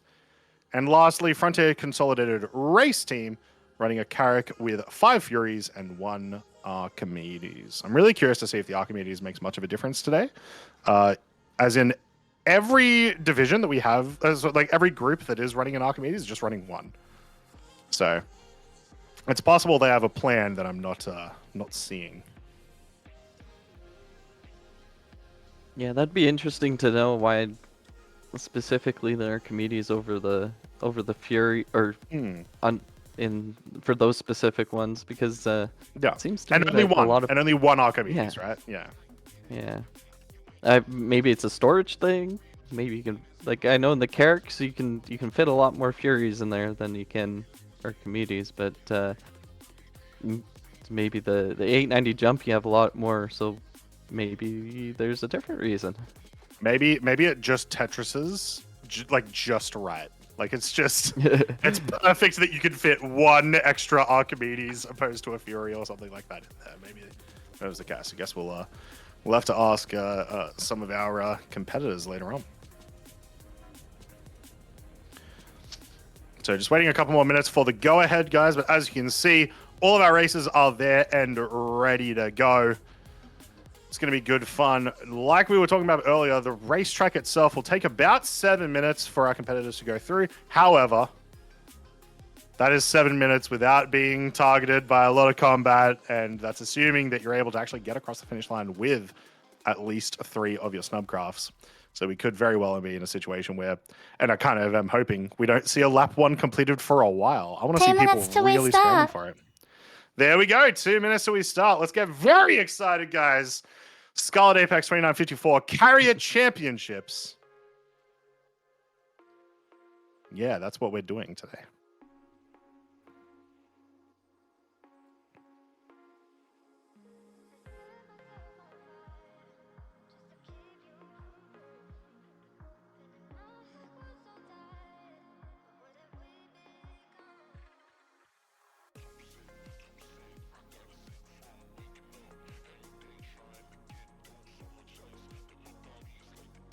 Another reminder as well before we get started. Once again, this is going to be 3 weeks or 2 weeks, 3 weekends of racing. We have the Carrier Championship today. We have the Frigate Championship next weekend. And the following weekend, we have both the Turret Championship and the Duo Championship. So a lot of racing around these parts, a lot of combat racing specifically around these parts over the next couple of weeks. So make sure you press follow if you're watching here on Twitch and get notified for every single stream.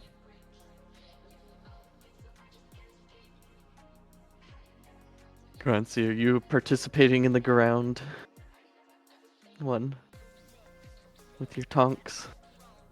Which date? Oh, there's multiple. It's ground stuff. I'm a 350R pilot. I don't pay attention to that. Well, I'm a real busy guy. I don't know. Yeah, let me have a quick gander. Are you specifically talking about the Warpath Rally? Yes, that's the one. Had a look at it. Haven't decided if I'm participating yet. I might have to give it a go. I do love racing tanks. There is something extra special, weird, but fun about it. So I might have to give it a go. So if you guys want to check that out, if you guys want to check out any events that we're doing over here at Anzia Racing, go !Discord, follow the link, and then you can look at the events up there in the top. You can join in our Crux Cup, which has already been scheduled for next year, and is the 10th year of the Crux Cup, which is wild. Absolutely insane. So you guys can get into there early. Or maybe you want to try your hand at the new Peregrine and you want to do the Ignition Expo that we're doing with XGR in a couple weeks' time. You can go check that out as well.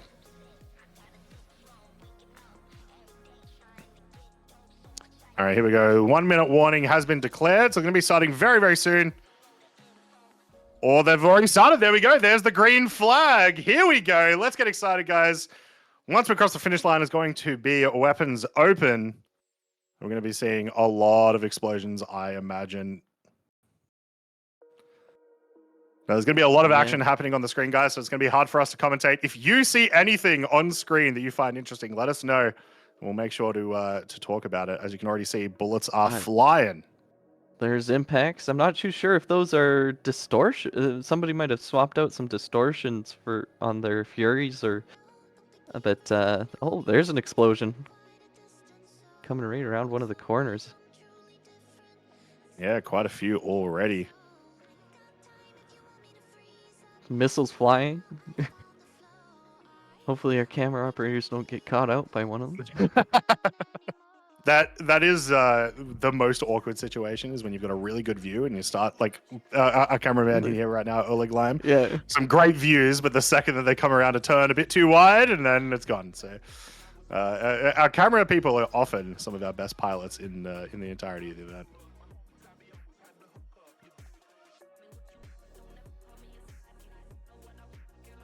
Yeah, I see. I'm looking at the two Origins, just neck and neck.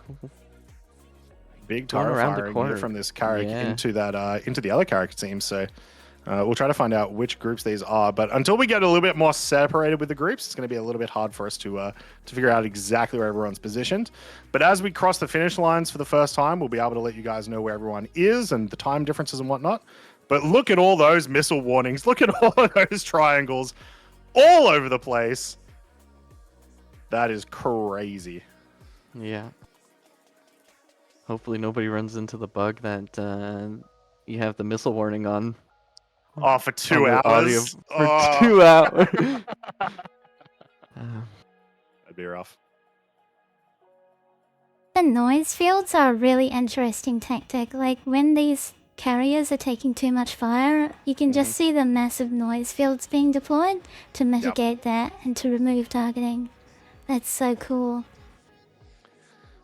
So, not to do an early predict, but that it appears to be Gerber the Gnome from Senguis and Luna in that Carrack right up front, but closely followed by Neojet as we move back around to have a look at some of these 890Js going around the area too. That just looks phenomenal. We need to have, with the Crux Cup, we brought a lot more of, like the heavy division racing stuff.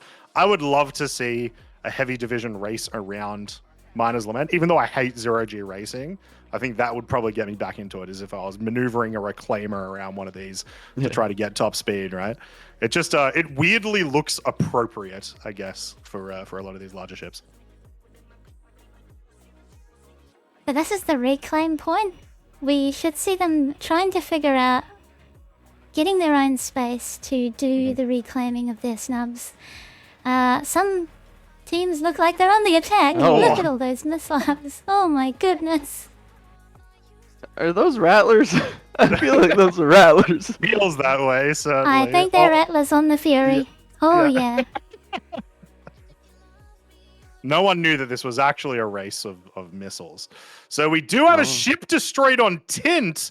Tint was operating a 890? No, Tint was operating the Carrack for Frontier Consolidated Race Team. So that means, presumably, we have lost a Carrack already. One of our teams is down. So they're going to have to go and try to reclaim that. And that's going to be a huge loss, because you can just imagine the amount of time that it's going to take to get all that back together. Yeah. Expedite it. They're technically still in the race, even if they expedite it. Yeah, this is a long race. I imagine there are multiple Carracks in that hangar.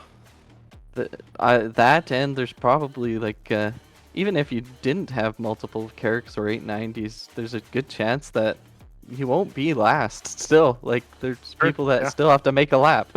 Yep. Now, here we go. We've got that big straightaway. Look how quickly this 890J is going through. And that is one of the advantages, I guess, of us going in a zero-G race, even with big ships, is you still manage to get up to those top speeds, which makes it kind of crazy.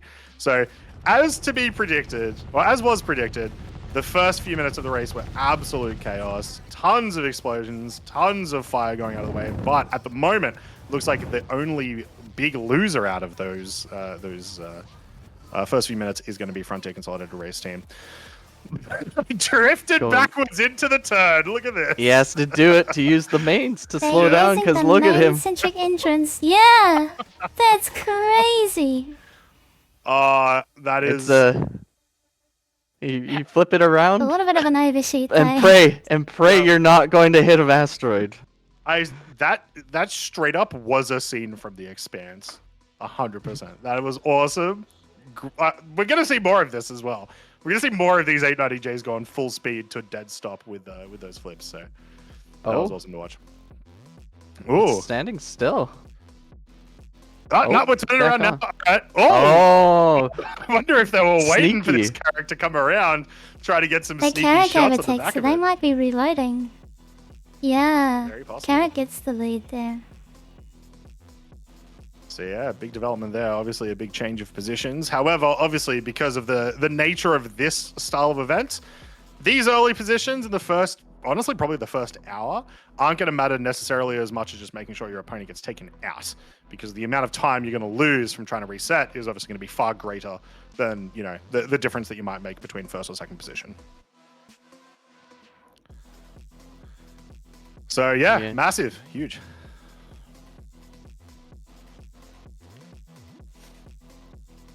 And here we go, Carrick on the way back.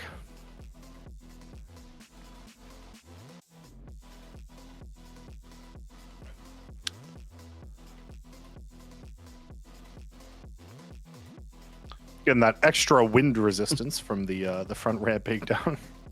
it's space. There is no wind. Maybe they're just ready to eat someone else's snub. Give themselves an extra snub inside the Carrick. Yeah. Big brain plays.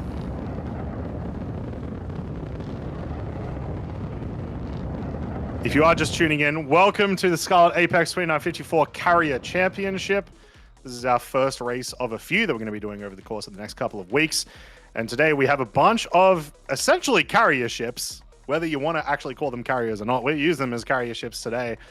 And a bunch of Snubcraft competing in a combat race. Well, these guys are coming up to the first deploy point where their lap won't Yeah, count. Sanguis unless Luna. It looks like they're in front. 3 of them are. Are they going to stop right before the line, deploy 3 snubs? Very and... possible. Gotta do the deploy, so here we go. We can watch Yeah. them deploy. Yeah, I can see. Look at that. One of them.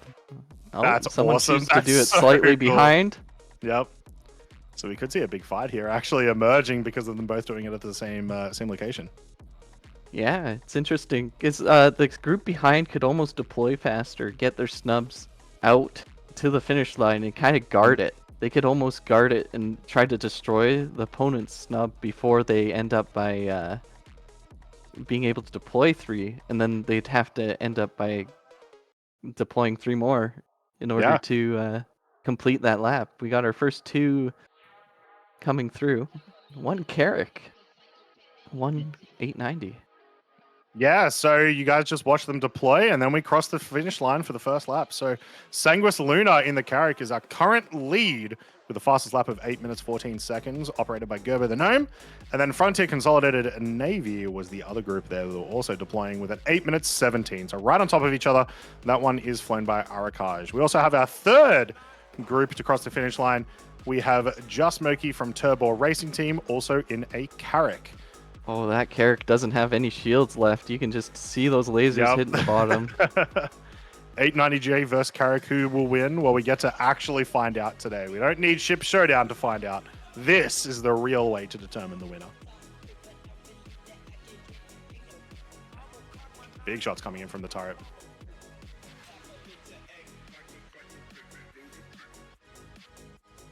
So you can Missiles sort of going out too.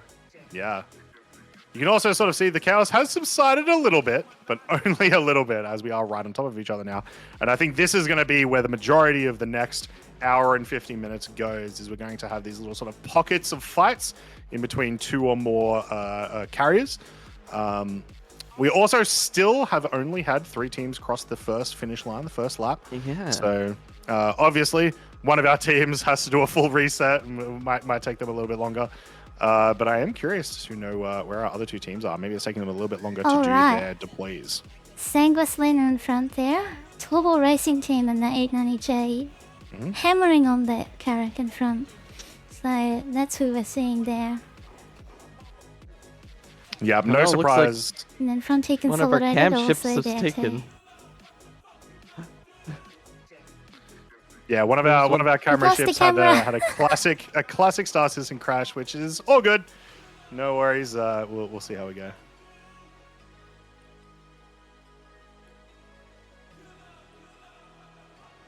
Yeah, it seems like probably at least two of them had to probably go back to Grimhaxt in order to arm back up. Very Get possibly. those snubs back. AGT Mag. There goes Neojet. I also think one of our cameras just died to fire in their ship. Yeah, that's what I was pointing out. There was fire Maybe in they their got back. hit with a crossfire. Patches it Oh, out. no. Yeah, what's going on here? So a little bit interesting. We'll get those cameras back up and running soon. But luckily, we got plenty of other cameras working here and doing a fantastic job. Look at this movement of that 890J around the checkpoint. Fantastic. All right, so yeah, we did have Neojet in Scar cross the finish line moments ago with a 10 minutes and 50 seconds. It says in the Hercules. I'm not 100% sure if that's accurate, unless they had to change carrier possibly, but we'll try to work that out for you guys. We also did have from Disaster Courier Services, AGT Mad Cat have also crossed the finish line at 11 minutes and 34 seconds. My prediction's letting me down. Come on, guys. I told ya, I've seen what Gerbo can do on the ground. I've seen what Gerbo can do with racing ships. At this point, I'm convinced Gerbo is the best pilot in the game. Don't tell Splen I said that. Yeah, and speak about Gerbo. I haven't seen a lot of these names. It's kind of exciting to see a lot more names in participating in these races. Yeah. Not just the known names like Splen, Steve CC, Echo. Hello. It is awesome to see every time we have these events. Yeah, it's like we have a couple of new names that we then see start to become, regulars, and then they start to claim some titles. So, yeah, hopefully we'll be seeing more of that today. Hey, there's Disaster Courier Service. Yeah, Mad Cat's drifting the 890 around.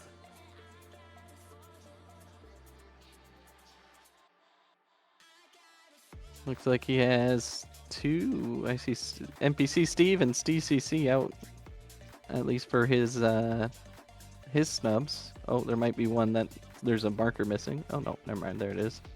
Steve. It's nice to see more snubs up in the field. Like, we had a clear loss of Frontier Consolidated Racing Team, which is really unfortunate with their carrier. Maybe they've got snubs out there, which means they can just pick them up if they're still active in the field. But yeah, surprisingly more snubs still alive, which is great. It means these carriers are going to continue placing laps. And as we saw with the clump of Sanguis and Frontier Navy and Torbor, they're still close together and they're still hitting each other within turret range of each other. Still a very close race. They're not separating from each other. They're going on the attack. I think that's really cool to see. I'm proud of them for being a bit more aggressive. Yeah, definitely. Not to mention, it's been really cool to see, actual laser weapons, actual ballistics be brought into this. As previously, we had the hammerheads with all of their distortion scatter guns really struggle to actually fight, and then it was cool to watch, but it wasn't often that you had like a lot of action happening there. Obviously, very different case this time around. Oh, it appears that Tint and Frontier Consolidated just crossed the line. Not too far behind. Yeah, that was actually not too Let's bad. 14 go! minutes, 20 seconds. All 6 of our teams have crossed lap number 1 now.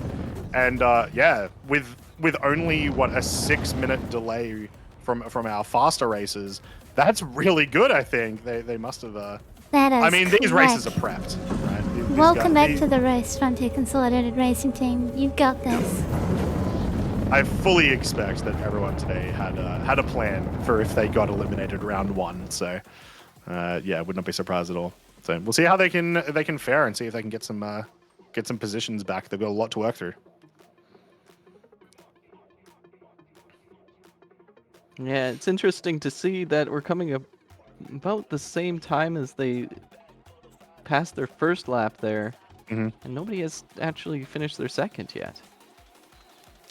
Yeah, I expect that we'll probably see Sanguis Lunar and Frontier Consolidated Navy within the next minute cross the finish line for the second lap, assuming that they've had no issues with redeploying if necessary. And we know that those two teams were right on top of each other. So if there's going to be any teams redeploying in lap number 2, it's going to be those two teams, I imagine.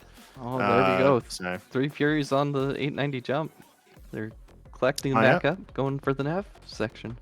Which I believe, yeah, this is Disaster Courier Services that we're looking at right now. Yes, it is. There we go.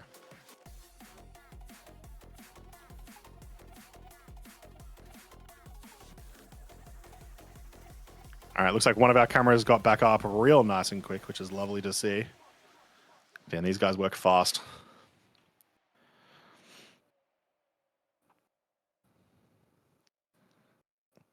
Well, some explosion in the back right there. I Looks believe like that's maybe the a missile hitting Frontier something. Consolidated Navy coming through the start line here. It sure Yeah, is. new Our fastest coverage lap with from them lap number too. 2. 8 minutes and 2 seconds. Incredibly fast. So they were able to get ahead of that Carrack. And not too far behind. Ooh. Not too far behind a different Carrack, our previous third place Turbo Racing Turbo team with Carrack? just Moki. So I wonder what's happened here with Sanguis Lunar. Oh, that's a big explosion. That's a Carrack explosion carrier for down, sure. possibly? Wow. That could be either Turbo or Sanguis Lunar, depending on the lag, but that's huge. That's massive. Guess we'll Looking find at out. that, it looks like Sanguis Blob with Gerber the gnome tag there. Yeah, I was gonna say I can Might see the possibly very Sanguis' end of carrier Gnome. down. All right. Well, we'll see how that goes. That's a huge development and very, very bad for our first lap finishes. So very rough. Very rough. Yeah, it's time to see if they can recover as fast as Frontier Consolidated from that. Yeah. And hey, You that's got gonna it, be great. Sanguis. Get back in the fight. Yeah. That's gonna be great for Frontier Consolidated as well, as I imagine they're gonna now be able to get up at least one place ahead of Sanguis Lunar as they reset. There we go. There it is. Sinful Chain. Gerber the Gnome has exploded. Very rough. It also looked like it was a collision explosion from what I could see, but we'll try to get some word on that, see if it was actually due to damage or not. Well, it could.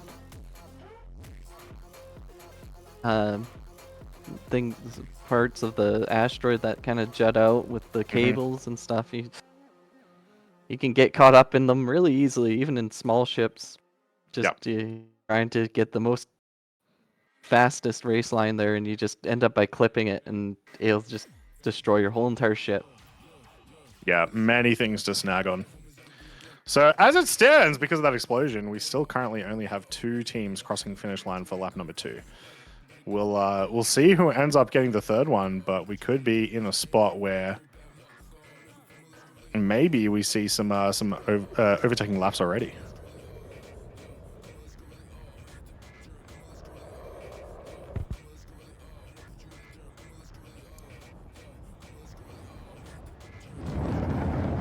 Also interesting, obviously, is that while we did have Sanguis Lunar and Frontier Consolidated Navy right on top of each other, it's sort of switched around now, and Turbo Racing are right on top of Frontier Consolidated Navy. And I imagine we're going to see a lot of combat in between them and in lap number 2. Yeah, it's kind of interesting to see the front runners are still so close together. Ooh. Oh, there's another big explosion. It was. That did feel a bit more like maybe Missile hit. Maybe it was a big explosion. Might be some desync or something from there. We'll have to see. But no, yeah, I think I saw some wreckage of a Fury there on the side of the Carrack. So actually, could also be the situation that maybe the Carrack flew. A Fury flew into the Carrack. We'll see. As there's definitely at least a name there that appears to be running around the Carrack, so they may be okay. Yeah, and when he went around the back, it looked like the engines were still on, so not soft death. So they'll do their redeploy. And there we go. Looks like we are off again. Hello out there. Am I Hello. talking to the commentary box? Sure are.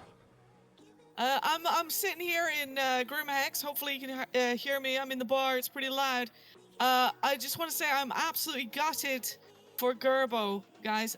We've been, everyone is watching over here, and it's just absolutely insane. All those missiles, all the craziness. I pretty much had some money on Gerbo, and I'm pretty much gonna have to remortgage my house after this one because that's a huge loss. I'm really hoping he can get back into it.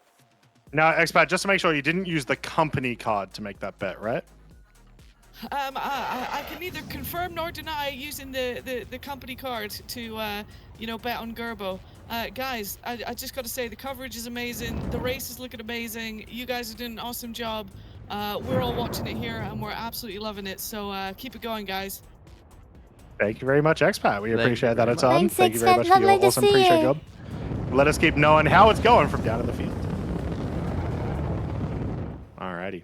So still only 2 teams completed their second lap, Frontier Consolidated Navy and Turbo Racing Team. If you are just joining us, in lap number 1, we saw Frontier Consolidated Racing Team. Their Carrack got a very, very early explosion. And then just before completing lap number 2, Sanguis Luna and their Carrack also had an explosion. It looks like we're about to see a team cross the finish line right now for their lap, possibly lap number 2. And there we go. So that is AGT Mad Cat of Disaster Career Services. A little bit off to a rocky start, I think, for them. They're a little bit further behind. Doesn't look like they've lost too much, or maybe they purposefully distanced themselves from other teams in order to maintain that amount of snubs on their ship. Yeah, I would almost be certain that there was probably a situation there where they were like, all right, well, if we just avoid as much combat as possible in the early stages, we're going to have way better time to actually sort of redump all of our snubs out. And then end up with a much better sort of situation overall, where you're smoother sailing as we go through. But yeah, curious to see what is going on as well with Scar and Neojet. If we see a Hercules on the field, possibly, as it may have changed. And then Tint as well. Oh yeah, See they're if they've running made a up some Carrack time. now. They are on the Carrack. Yeah. Okay. Cool. They made a last-minute change. Yeah.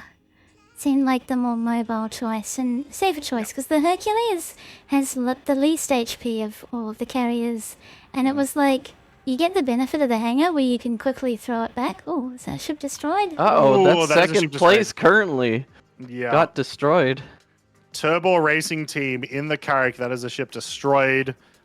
Once again, I imagine a lot of damage sustained between them and Frontier Consolidated Navy, as they were practically right on top of each other as they completed their lap number 2.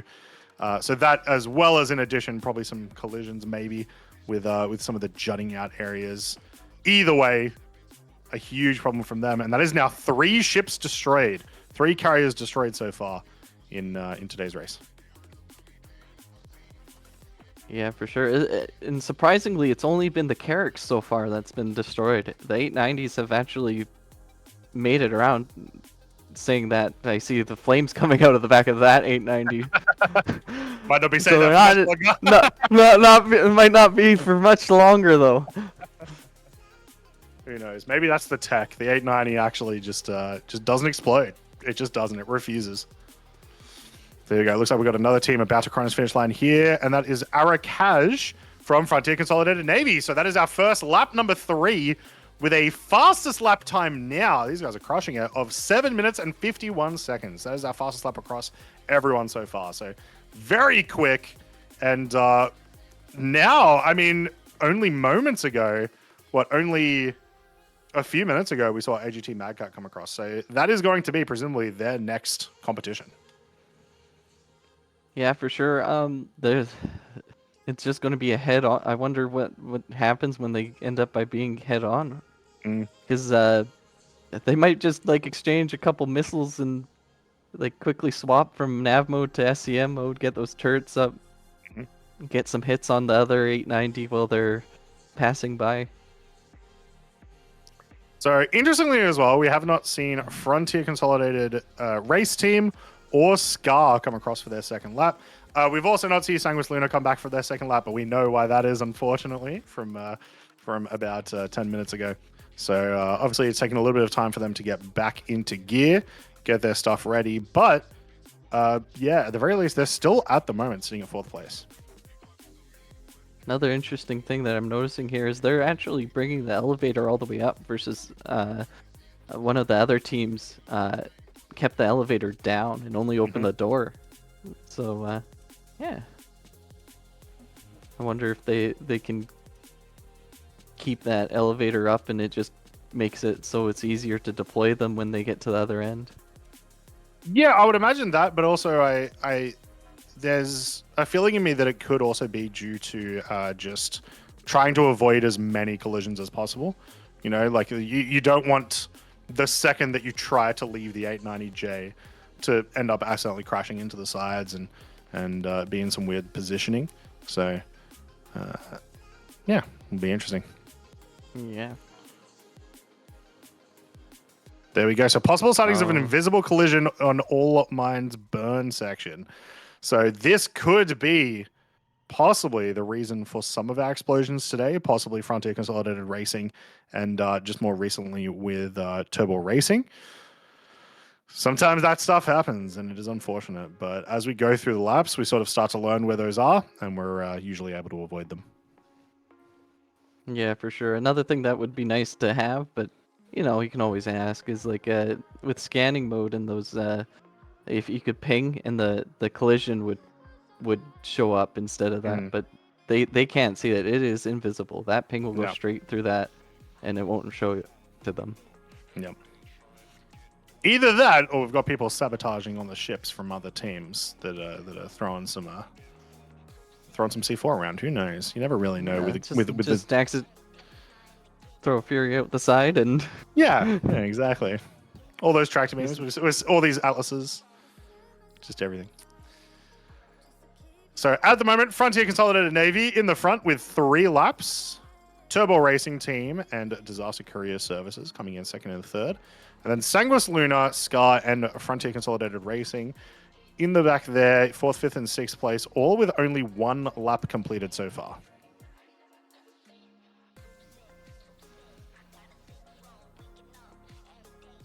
see the 890 slowly yaw around so you can use those main thrusters to get him around this rock. Nope. There we go. So we have issues with spawning ships and leaving hangars. So this might be why we haven't seen Sanguis Luna back on the track yet, and why we haven't seen a completion of a second lap, possibly from Neojet or from Scar or Frontier Consolidated. Not sure exactly where they're positioned at the moment, but yeah, it could be an issue.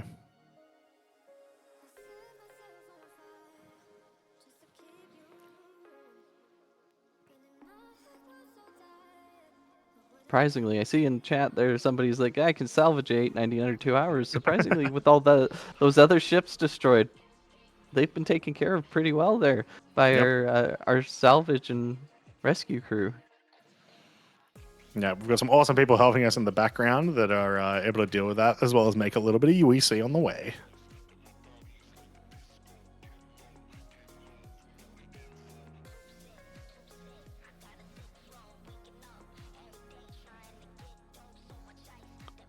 So yeah, hopefully those hangar issues complete soon, because at the moment, this is feeling a bit like a one-ship race with Frontier Consolidated Navy just absolutely crushing it right now. We'll see if we see Disaster Courier Services finish their 3rd lap soon, as they did finish their 2nd a few minutes before Archive and FCN ended up finishing their 3rd. So at the moment, we may actually only have 2 teams on the track. That is a very good possibility.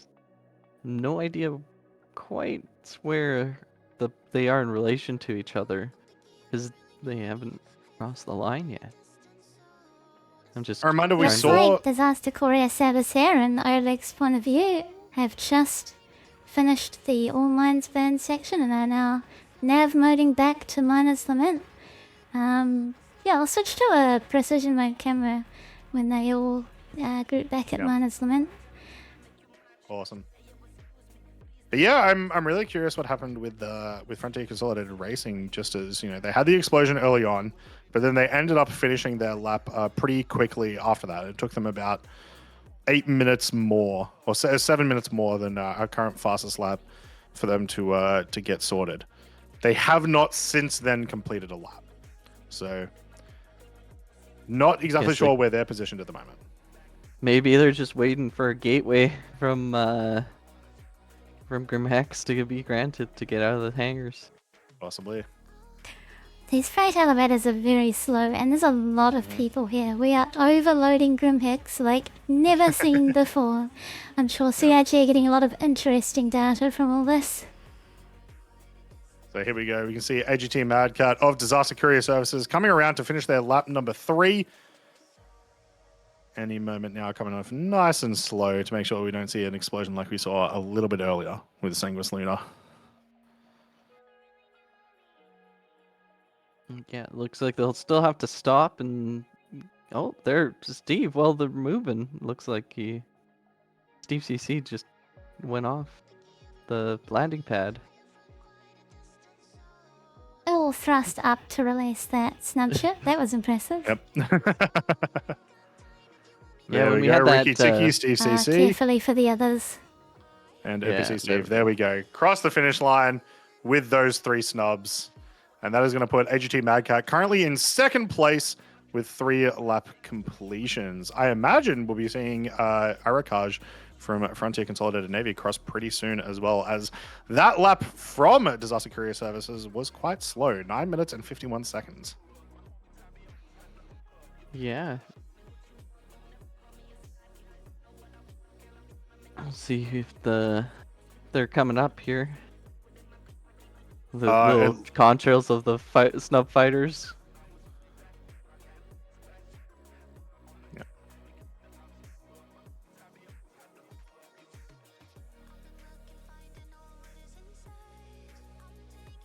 So if you're wondering, so right now we're watching Disaster Courier Services. If you need it there, we'll get it there, wherever that is, whatever the circumstances. And today, the thing that they're getting there is an 890 jump full of snubcraft. Operated by AGT Madcat, we then, of course, have Steve CC, Luigi 509, Ricky Tiki, and NPC Steve in some Furies, as well as K-Jack Max in a P72 Archimedes. It also looks like we might have just had Neojet with Scar across the line about a minute ago, almost. That is. Yes. That is Scar. They're back. There you go. They're still in the running, and there we go. We've got some views of it now. You can see Neojet operating the Carrack. So they're back in the running. They've got some time to make up. They're gonna get back into it. They've still got to get essentially ahead of Turbo Racing Team, Just Moki, who had their explosion on their 3rd lap. But they're obviously poised in a pretty good situation to get there. Still looking to see if Sanguis Luna can get back on the track. And still curious to see exactly what's going on with Frontier Consolidated Racing. As far as we know, they did come back to the track from their explosion that they had earlier. But as far as I can tell, we have not seen them since.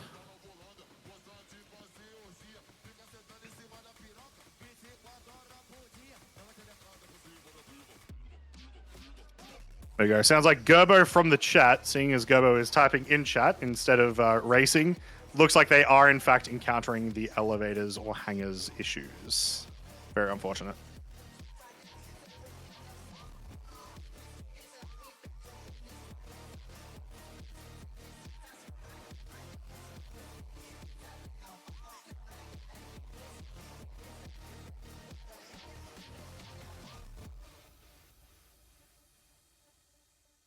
So, even with the issues, unfortunately, pretty much as expected at this stage of the race, where we're a little over, or a little under, 35 minutes in, and now it's getting a little bit quieter. All of our competitors are a little bit further spaced out. We've got at least 3 ships right now on the racetrack. So, yeah, just not seeing as much combat now, except for when we get right into that center section where people have to pass each other. Yeah, it looks like there was some firing going over there by Disaster Courier Service. Wasn't sure if they're Oh no, there's Neojet and the Carrick. Yeah, I was Coming going to say, right well, behind speaking of them. combat, Neojet and AGT Mag are going to be right on top of each other right now, and I imagine we're going to see some fire exchanged here.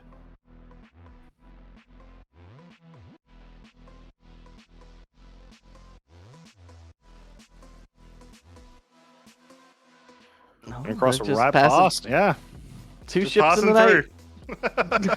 If you don't look at them, they won't look at you, and you can just get through without any problems. It's the Jurassic Park thing. If you stay perfectly Oh, look still, at a close they up of won't it see here. you. Yeah, there's a lovely The view. There you go. spinning So this, is not helping the turrets. yeah, we're seeing some shots go into that 890J. So there's some stuff going on, but that's an 890 explosion. That is an 8. Or not. It might have been a Fury on top. Was that the must have noise been, field? yeah. It must have been There's the a noise Fury field too to explosion. mitigate that.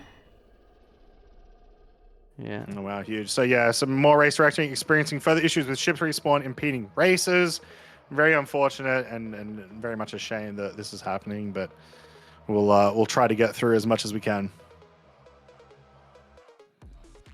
Just part of racing and Star Citizen in its current form. You just can't. Yep. We're all used to it at this stage. Looks like Frontier Consolidated Racing also just crossed the line.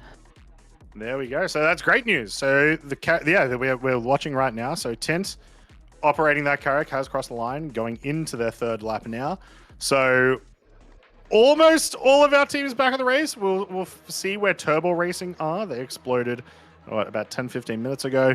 And then, of course, Sanguis Luna, who exploded almost 30 minutes ago at this stage. So huge issues for them at the hangar and the elevator. Though, obviously, as we've seen, doesn't mean they're out of the race yet. If they're able to get it out there, and some of our other races have explosions, which at this rate, I think is almost certain with the amount of damage that we've been seeing being pulled out. We might see them soon. There's a Carrack under heavy fire. Not too sure which camera that is, but they're just getting peppered by what appears to be a mix of ballistics and energy weapons. So probably one of the P-72s. And here we go. We can also see Tint of Frontier Consolidated speeding right up. Is going to be coming right behind Neojet as they come around this corner. You can see Professor Decoy shooting out there. Yeah. So I think we're about to see another big battle here in a second. I see the red paint of Sanguis Luna on, not too sure, Killstars. Oh, wait, then he flies away. So I think they're about to be back in the race here. Not too Very sure where possibly. Hopefully, they're also got all of their snubs coming as well. As once again, you just got a lot of ships to bring in. And yeah, here you go. This massive fire into this Carrack with those ballistics. Those shields are well and truly down. So we're going to see some damage sustained here, and very possibly another explosion. Unfortunately, dodge maneuvering isn't going to do you a lot here when you're as big of a target as the Carrack is.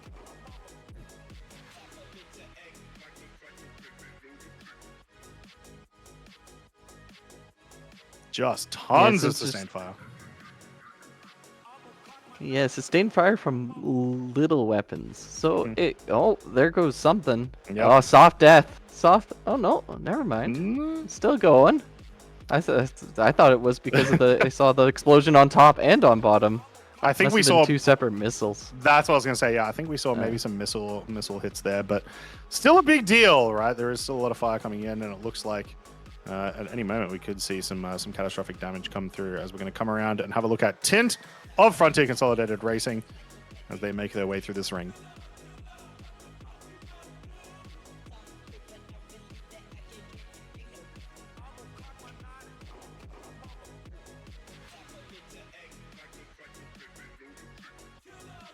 We are almost a third of the way through the race so far. And at the moment, we have Frontier Consolidated Navy in the lead, followed by Disaster Courier Services.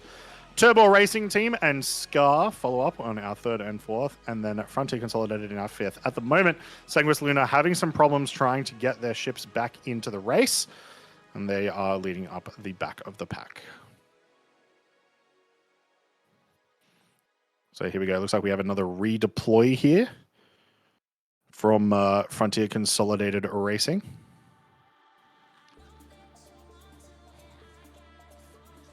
Interesting enough, it's been over 10 minutes since Frontier Consolidated Navy, which was averaging about an 8-minute lap since they last went through. And it looks like maybe Disaster Courier Service might be coming up and taking that first place position here. Yeah, I was going to say, we are watching AGT Madcat right now, our pilot of Disaster Courier Services, and Frontier Consolidated Navy nowhere in sight at the moment. Either an overtake, or perhaps maybe we had some more deployment issues. Who knows? But we're going to see them cross the finish line any moment for their lap number 4, and there they go, 9 minutes and 3 seconds as well. So they're actually improving on their time quite a bit. And our current new leaders, AGT Madcat, flying the 890J for Disaster Courier Services.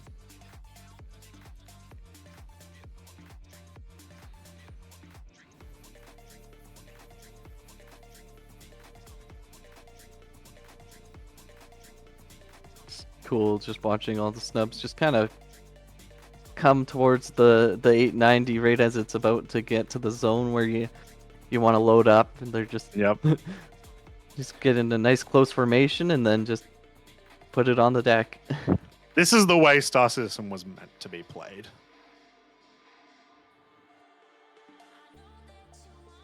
I can't wait till we see like a Liberator and I can't remember what the name of the ship was that we can board. The one that.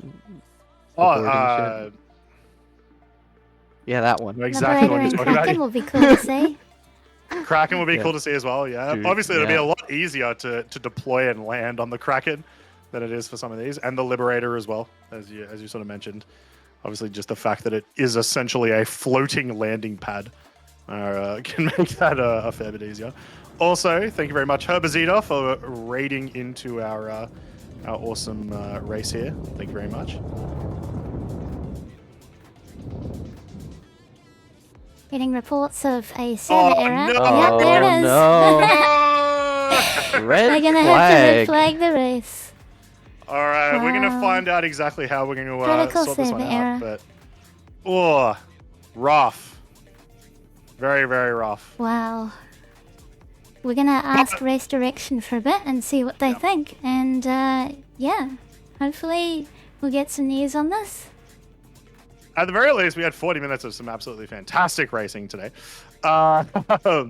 It was it's been really good. The pure chaos of the first few minutes when we first deployed off was awesome to watch. So Race direction and the Enza Racing Committee have met and have decided these are the final results that are going to stand. So in first place, we have Disaster Courier Services. Congratulations on your win today, and well done with piloting your 890J. In pushing so many laps in that thing with all of the snubs. Absolutely stellar performance. Incredible.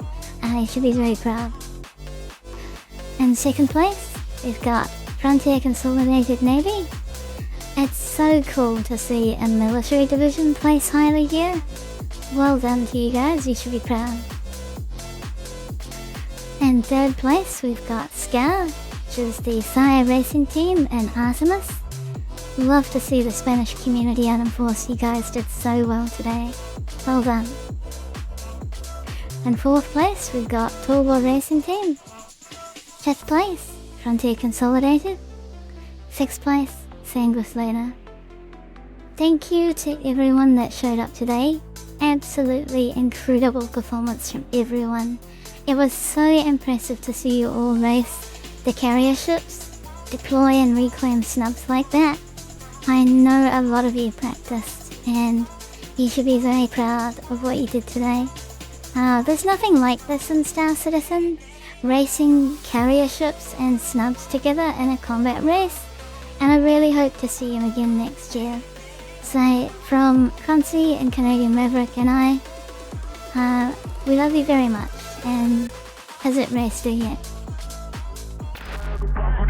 Gosta de fazer orgia, essa novinha que tá na bolada. Gosta de fazer orgia, você tá em cima da piroca, 24 horas por dia. Você decada por cima da vida.